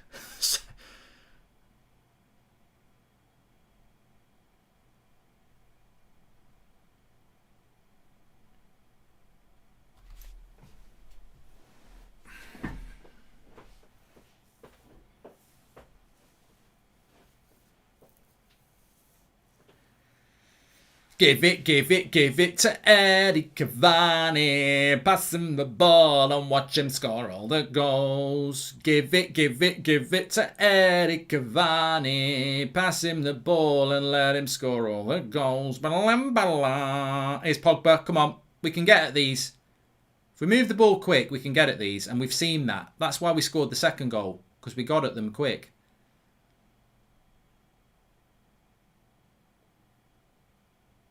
Watch out. Oh. McTominay gets on that. That could have been an OG. He's done well to steer it out.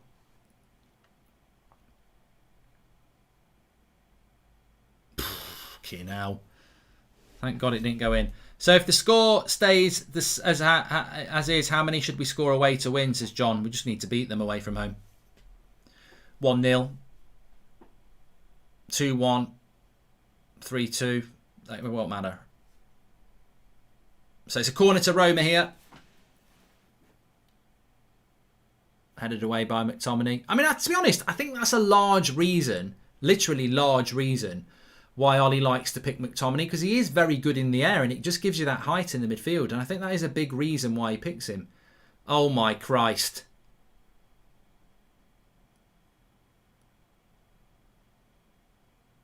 What is our defence doing here? This is one ball out the back and Pellegrini's through. They should score, Roma. What are we doing here? What's our defensive line doing?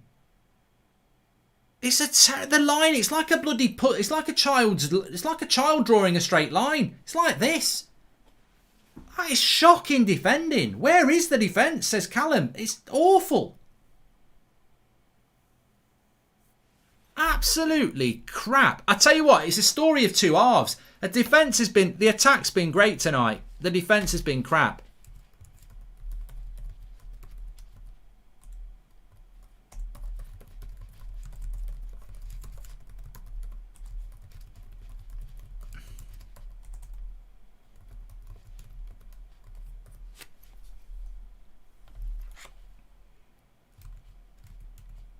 Player ratings will be coming out soon. You can give them there.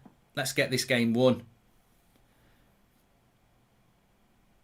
Oh, McTominay will get that. Oh, for fuck's sake. What is he doing? Well, he's got away with that, McTominay. He slips over.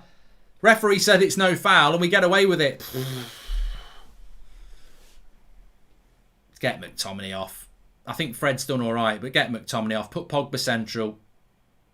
Or get Van der Beek on, but make a change. He's going to book someone else now. He's going to book Smalling.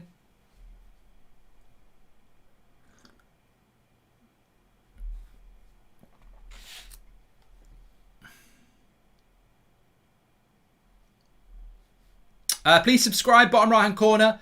Maguire captain, isn't he supposed to command that back line, says Vignesh. Mark, playing devil's advocate, Ollie does this every week, but should he change and put our best team on the pitch, then we would score more.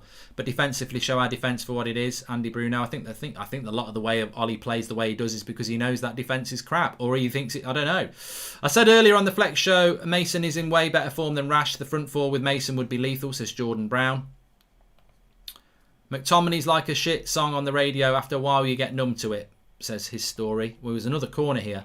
I'm just a little bit worried here because I think United were doing really well, but in the last sort of 5 minutes, Roma have started to come back into it again.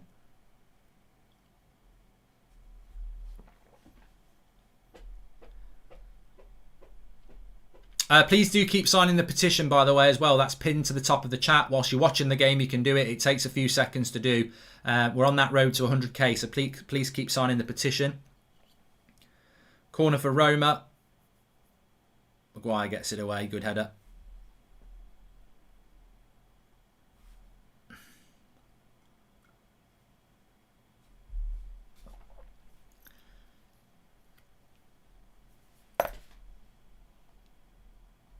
Your ratings for the defence if this stays a draw, says Salah Ahmed.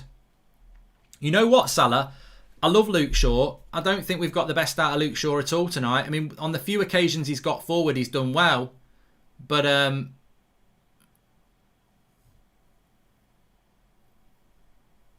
I think Shaw's been quiet tonight. I think Wan-Bissaka's been quiet tonight.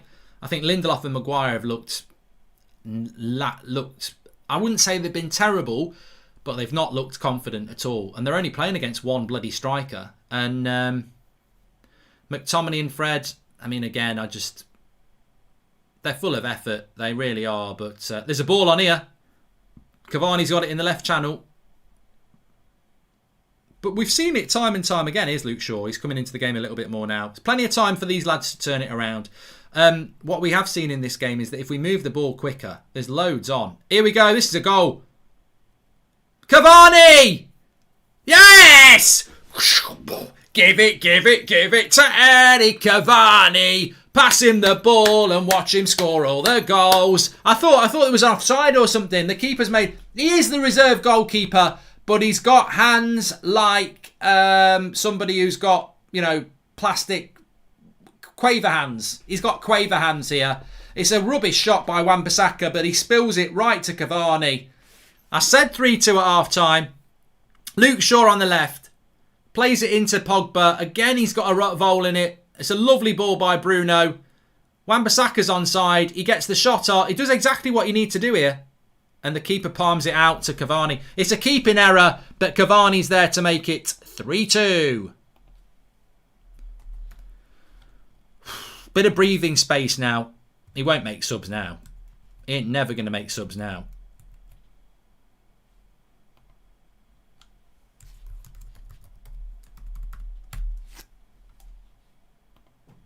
But you know what?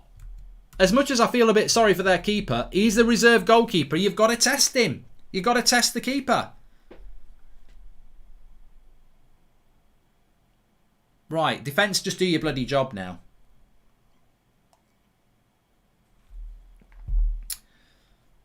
3 goals in 3 matches for Cavani. We don't need to spend £150 million on a bloody striker. We just need to create chances for him. But then again, if he wants to leave, he's going to leave, isn't he?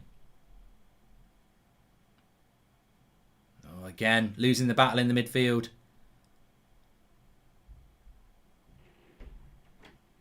I'd like 4-2. Good header by Maguire, that. I would like 4-2. 2-goal lead to Roma, and it's over. Well, who's that? I've got to be careful here. There's lots of space in this game. It could go 4-2. It could go 3-3. It's that sort of a game. It's actually been a good game. Good save, De Gea. Xhaka gets up. Mkhitaryan. Look at the movement from Xhaka there. Maguire's lost him. I tell you what, defensively, we ain't there. We're not there defensively tonight. Attack, very good. Defence, shambolic. Cavani's been brilliant. Bruno's been brilliant. Pogba's been brilliant. I mean, Rashford's been quiet, but I mean, really, it's Pogba, Bruno and Cavani. We'd be fucked without him, wouldn't we? He's got no intention of making any subs, is he? Let's be honest. He has got no intention of making a sub. I love Ollie. I want him to be successful. We're winning. We should be getting to a Europa League final from this position, and we're second in the league. There's not a lot to complain about, but he cannot keep using the same 13, 14 players all the time. Go on then, Bruno.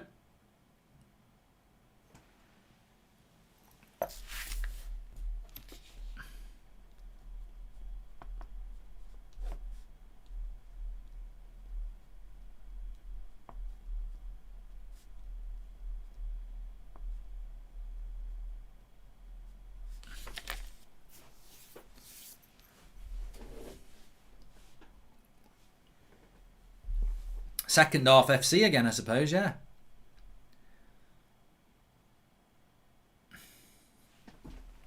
He ain't making any subs. If it happened, it'll be on the Van der Beek on the 85th minute mark, says Vignesh. And Cavani, brilliant to watch as a number 9, absolutely clinical. Mason, seeing him in training every day can only be a positive, says Nick M.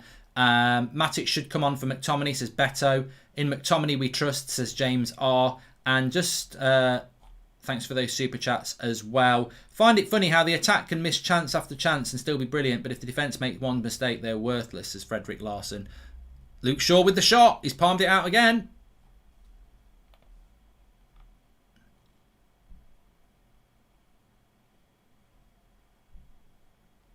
Shaw and Rashford play their best football together on the left. With Rashford on the right, they both suffer when attacking.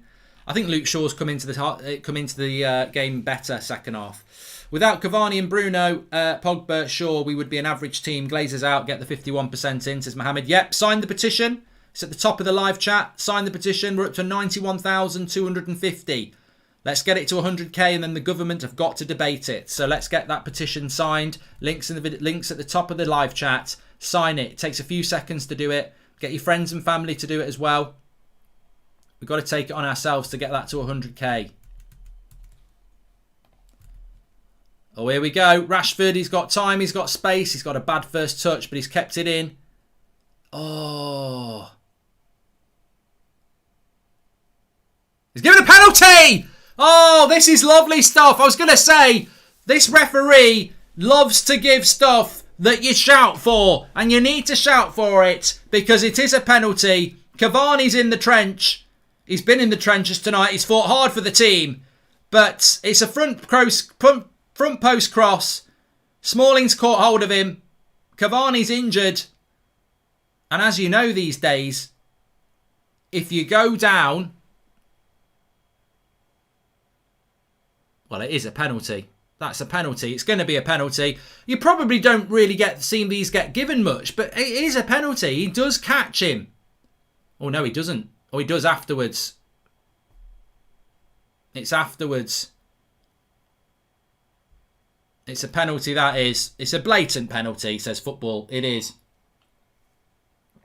Give it to Eddie Cavani. Pass him the ball and watch him score all the goals. You've got to give it to Eddie Cavani, this. No, Bruno's not giving it up. He's not going to give it up.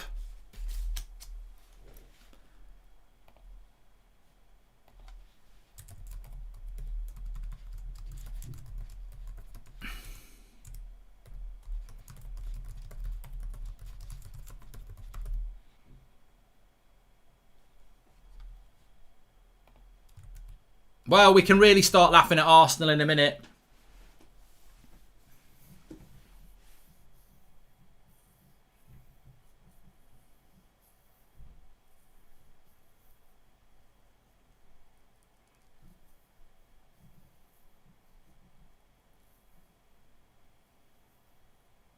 Bruno.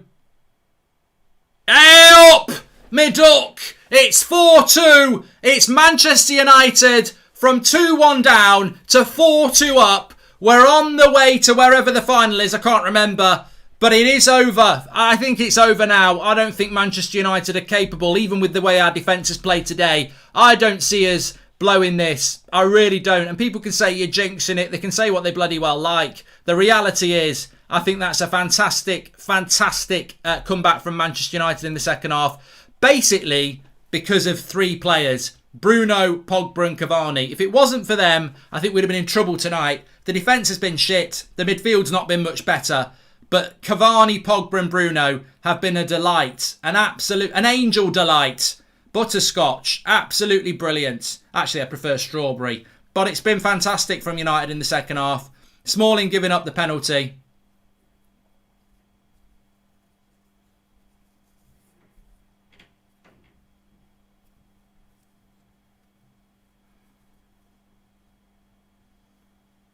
And he's going to make a sub here. He's going to make Greenwood on. Oh, I've got to change the score.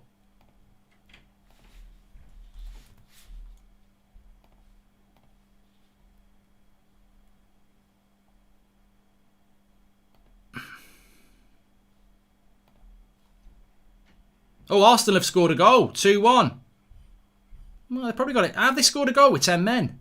Pepe, penalty.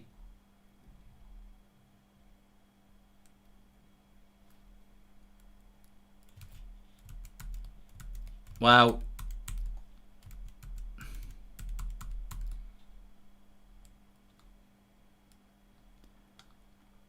maybe there's a way back into that for Arsenal. Maybe there is. Doesn't matter. Doesn't matter. There was Arsenal fans in here. You know what you can do? You can send this to DT and the crew. You're shit and you're poor. You're shit and you're poor. Arsenal got 1 goal. United got 4. You're shit and you're poor. You're shit and you're poor. Arsenal got 1 goal. United got 4. Send that with a first class stamp to the Prats on AFTV. We're going to the final. Oh, we're definitely going. Cavani. Oh, it could have been 5. It could have been 5. 15 to go. This is over. This game is over. This game's over, but I think that the general game is over. Pogba. Terrible cross by McTominay, but Pogba should keep that back for a corner.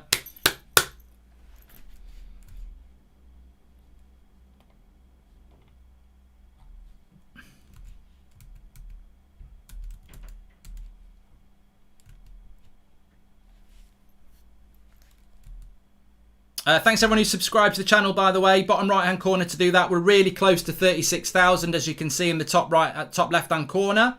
We're only 40 away from 136,000 there. And thanks everyone who's signing the petition. Really, really hopeful that we're going to get 100,000 on that now. It's pinned to the top of the live chat. Keep signing it. Keep signing it. Can you sing it again?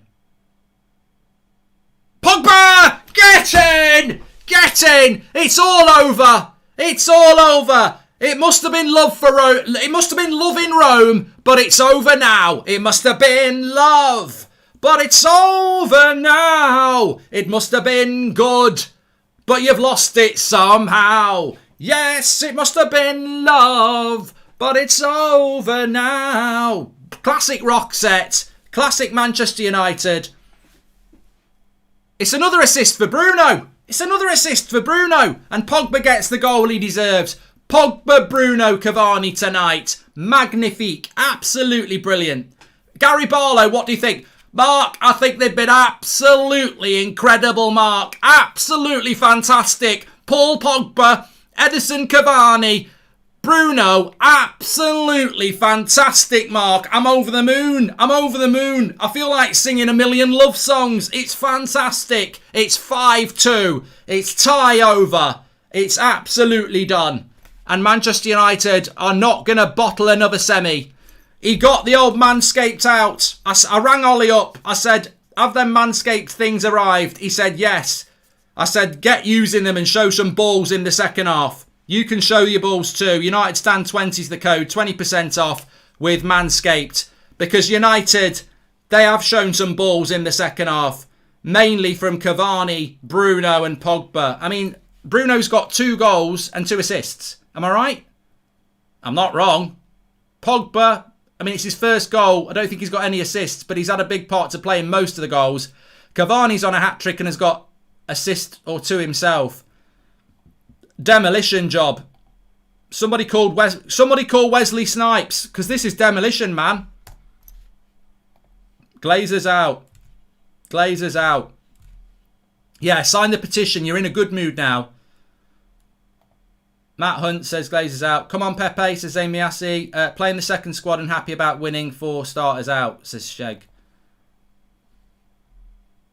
Pogba best player on the pitch by a mile. We must try and keep him at all costs, says Ben Anderson.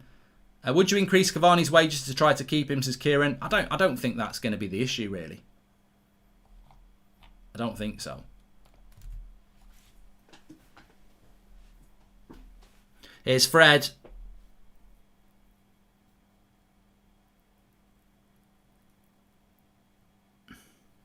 Penalty! Oh, not penalty. Cavani on the volley.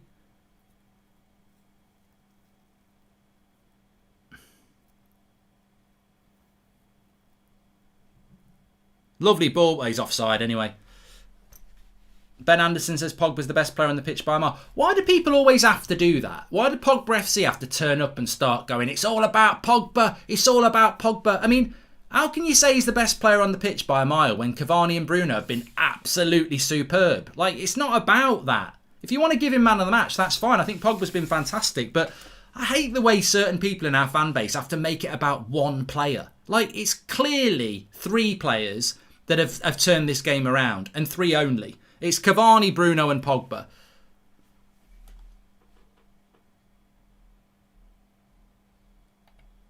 No wonder Ollie didn't bother watching Roma play, says Lee YS.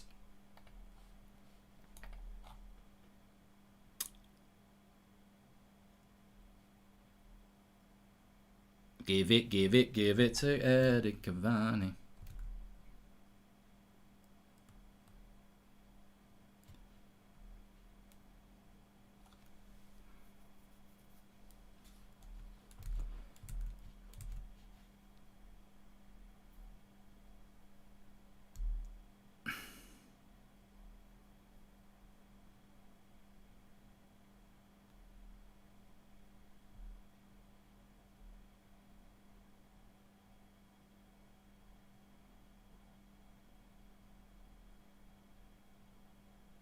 Cavani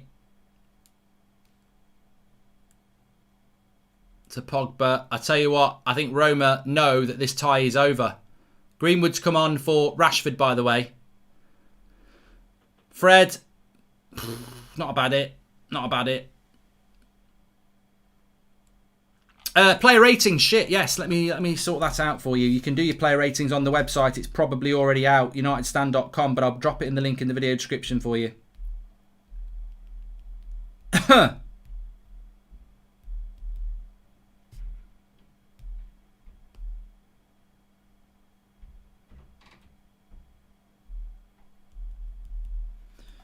It is ready to go.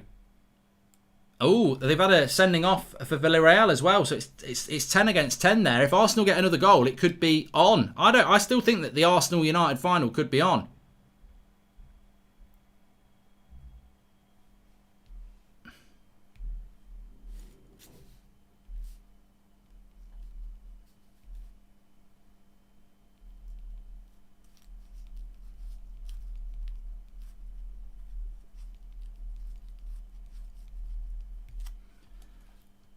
Oh, where is it? Where is it? Where is it?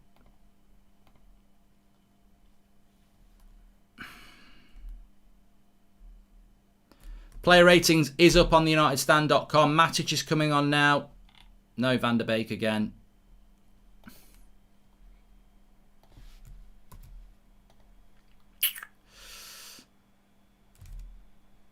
You can't really say much about it when you're winning 5-2.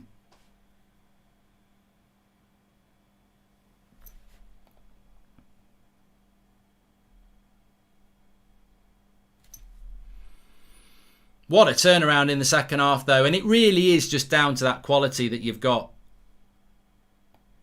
in the midfield and in the attack.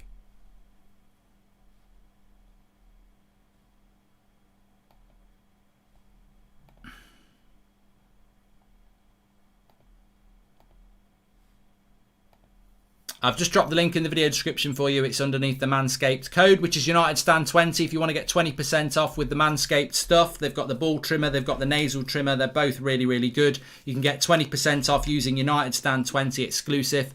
UnitedStand20 is the code. Links in the video description and you'll get 20% off. Thanks you to Manscaped for that. But I've also put in the second paragraph the player ratings. Mark every player out of 10. 6 being the average. Put a star next to your man of the match and we'll go through that in the match reaction. A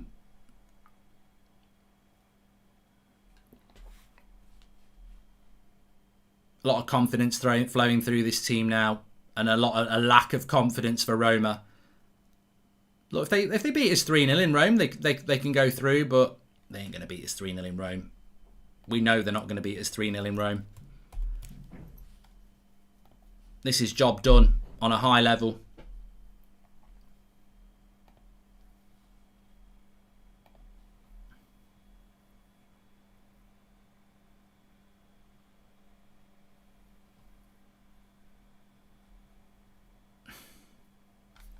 Funny thing is, Fred's coming off for Matic. I mean, that's by the by. It's not. They've not cost us at the end.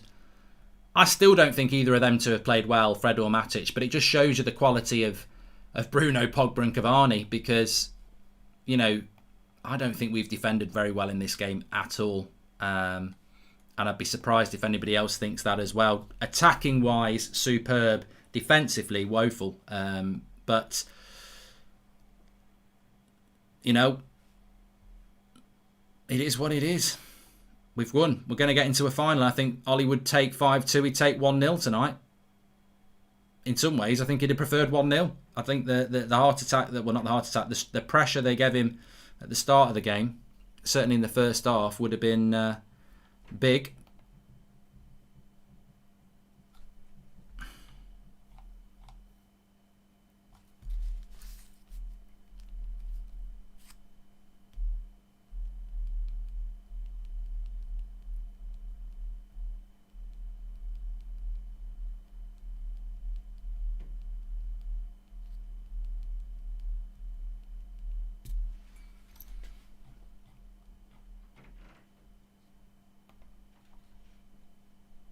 Well, it'll be interesting to see what your player ratings are, because I think it's definitely going to be one of 3 players as man of the match, and I think they're all going to get very, very similar scores from me.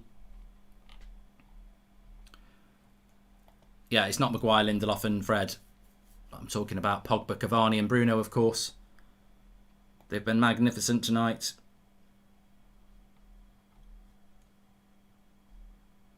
Absolutely superb.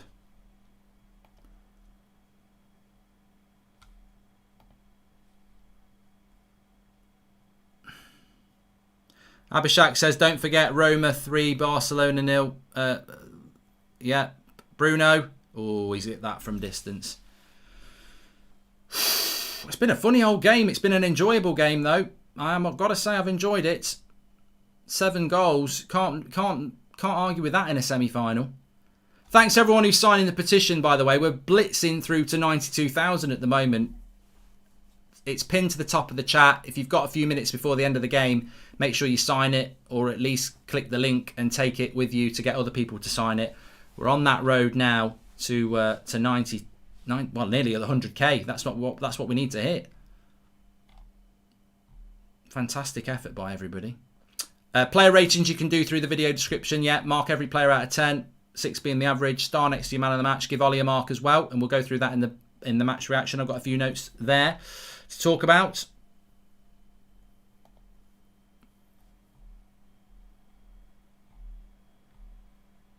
"5-2 up and still won't give Ahmad a run for confidence," as Thomas. Well, Ollie, he's not brought him on either, has he? Pogba, Bruno and Eddie, absolute class. Like Pogba at wing, they are close to each other. Rashford and Mason, more explosive players. It works better some games. I think the balance works brilliant, Juna, to be honest. I've been on about this for a few weeks now. Personally, I'd like to see Donny play in where Pogba is and put Pogba centrally sometimes, but we certainly work well with the two midfielders. And there's another goal on here. Go on, Mason. This could be 6.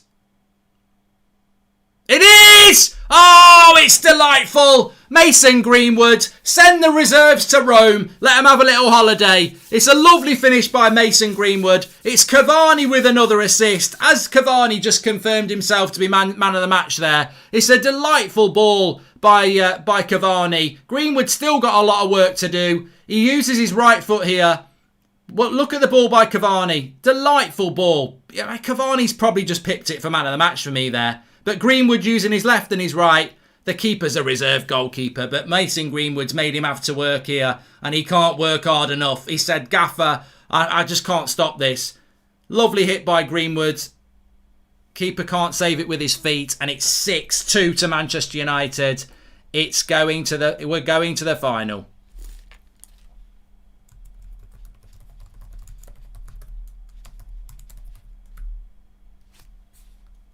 Ollie's ecstatic. Why wouldn't he be? Greenwood. It's the perfect performance from Greenwood. You come off the bench, you score a goal.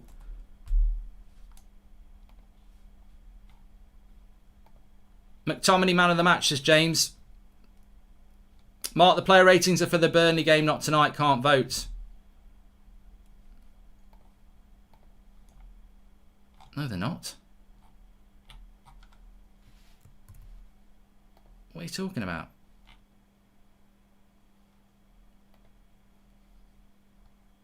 No, they're not, mate. Links in the video description. Click the link in the video description. It takes you to Roma against Manchester United.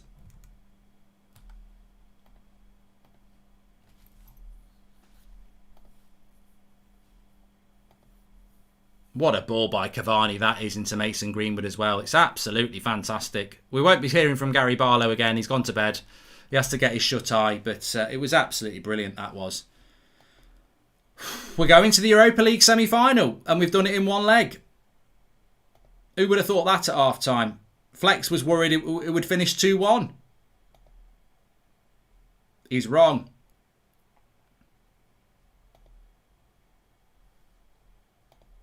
He was very wrong. Here we go. It could be 7 here. We could have another 7. Bruno. Still Bruno. Oh, he's unlucky there. We want 7. We want the 7.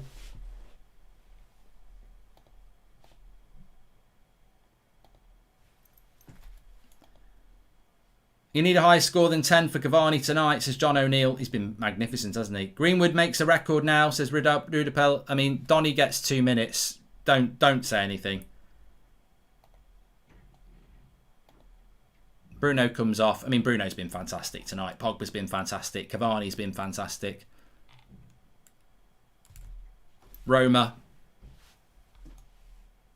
Mark, we need to shore up the defence. What about Pogba and Bruno for our trip of the year? I don't know what you're on about, Pregesh. No, he's not brought Donny on. He's brought Mata on.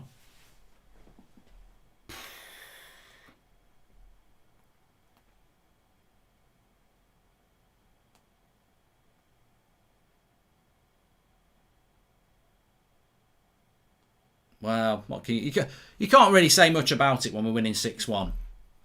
Really. Are Arsenal still losing?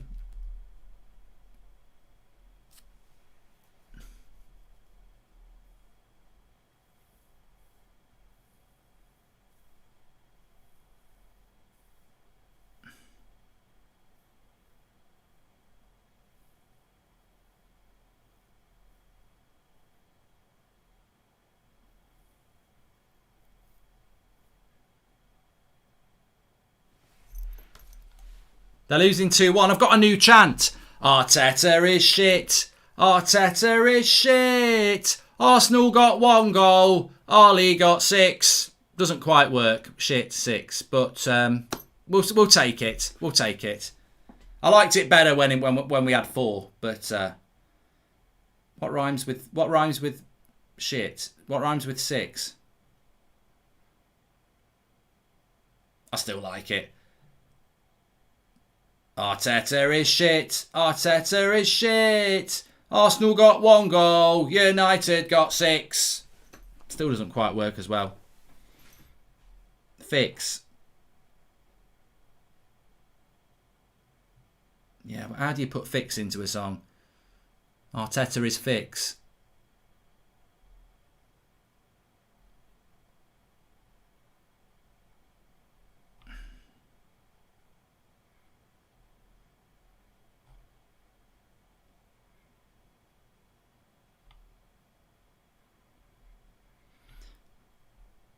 Sir Alex is making Ollie use McTominay every game. He's his protege, says Manulu.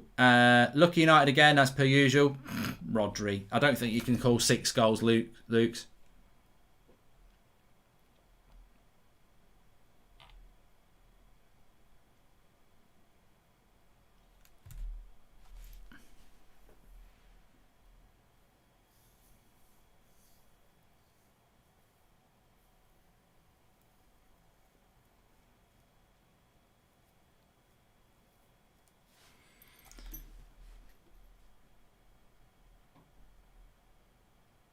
Yeah, I've got one. It's not as good. Arsenal are dicks. Arsenal are dicks. Arsenal got... No, it doesn't work because I've got to say Arsenal again. You're shitting your dicks. No, that sounds even worse. Anyway, 6-2 to Manchester United. We can go to Rome next week and relax. Because, well, you say relax. I think we can relax. I think it would be very, very, very, very, very... very unlikely that we would end up this not being turned around. But look, match reaction. We'll be talking about it right now. Links in the video description. Sorry, this will push you straight to the match reaction. I'll be live in about a minute's time reacting to this fantastic win for Manchester United. Another whirlwind performance, really. First half was terrible. Second half was fantastic. Having said that, I thought the attack was good throughout. I thought the defence was shambolic. But we'll talk about it on the match reaction. Links in the video description for the player ratings. Mark every player out of 10, 6 being your average. Put a star next to that. And you can tell Donny's not happy. You can tell Donny's not happy there. You can tell by his eyes he's hurting, which is sad. But, you know, we have 162, Donny, I'm afraid, for you. And big shout out to Manscaped. United Stand code 20. United Stand 20 is the code to get 20% off for your Manscaped male grooming. Precision engineering for your family jewels. Fantastic products, 20% off. Make sure you check those out. I'll see you on the match reaction in a minute or so.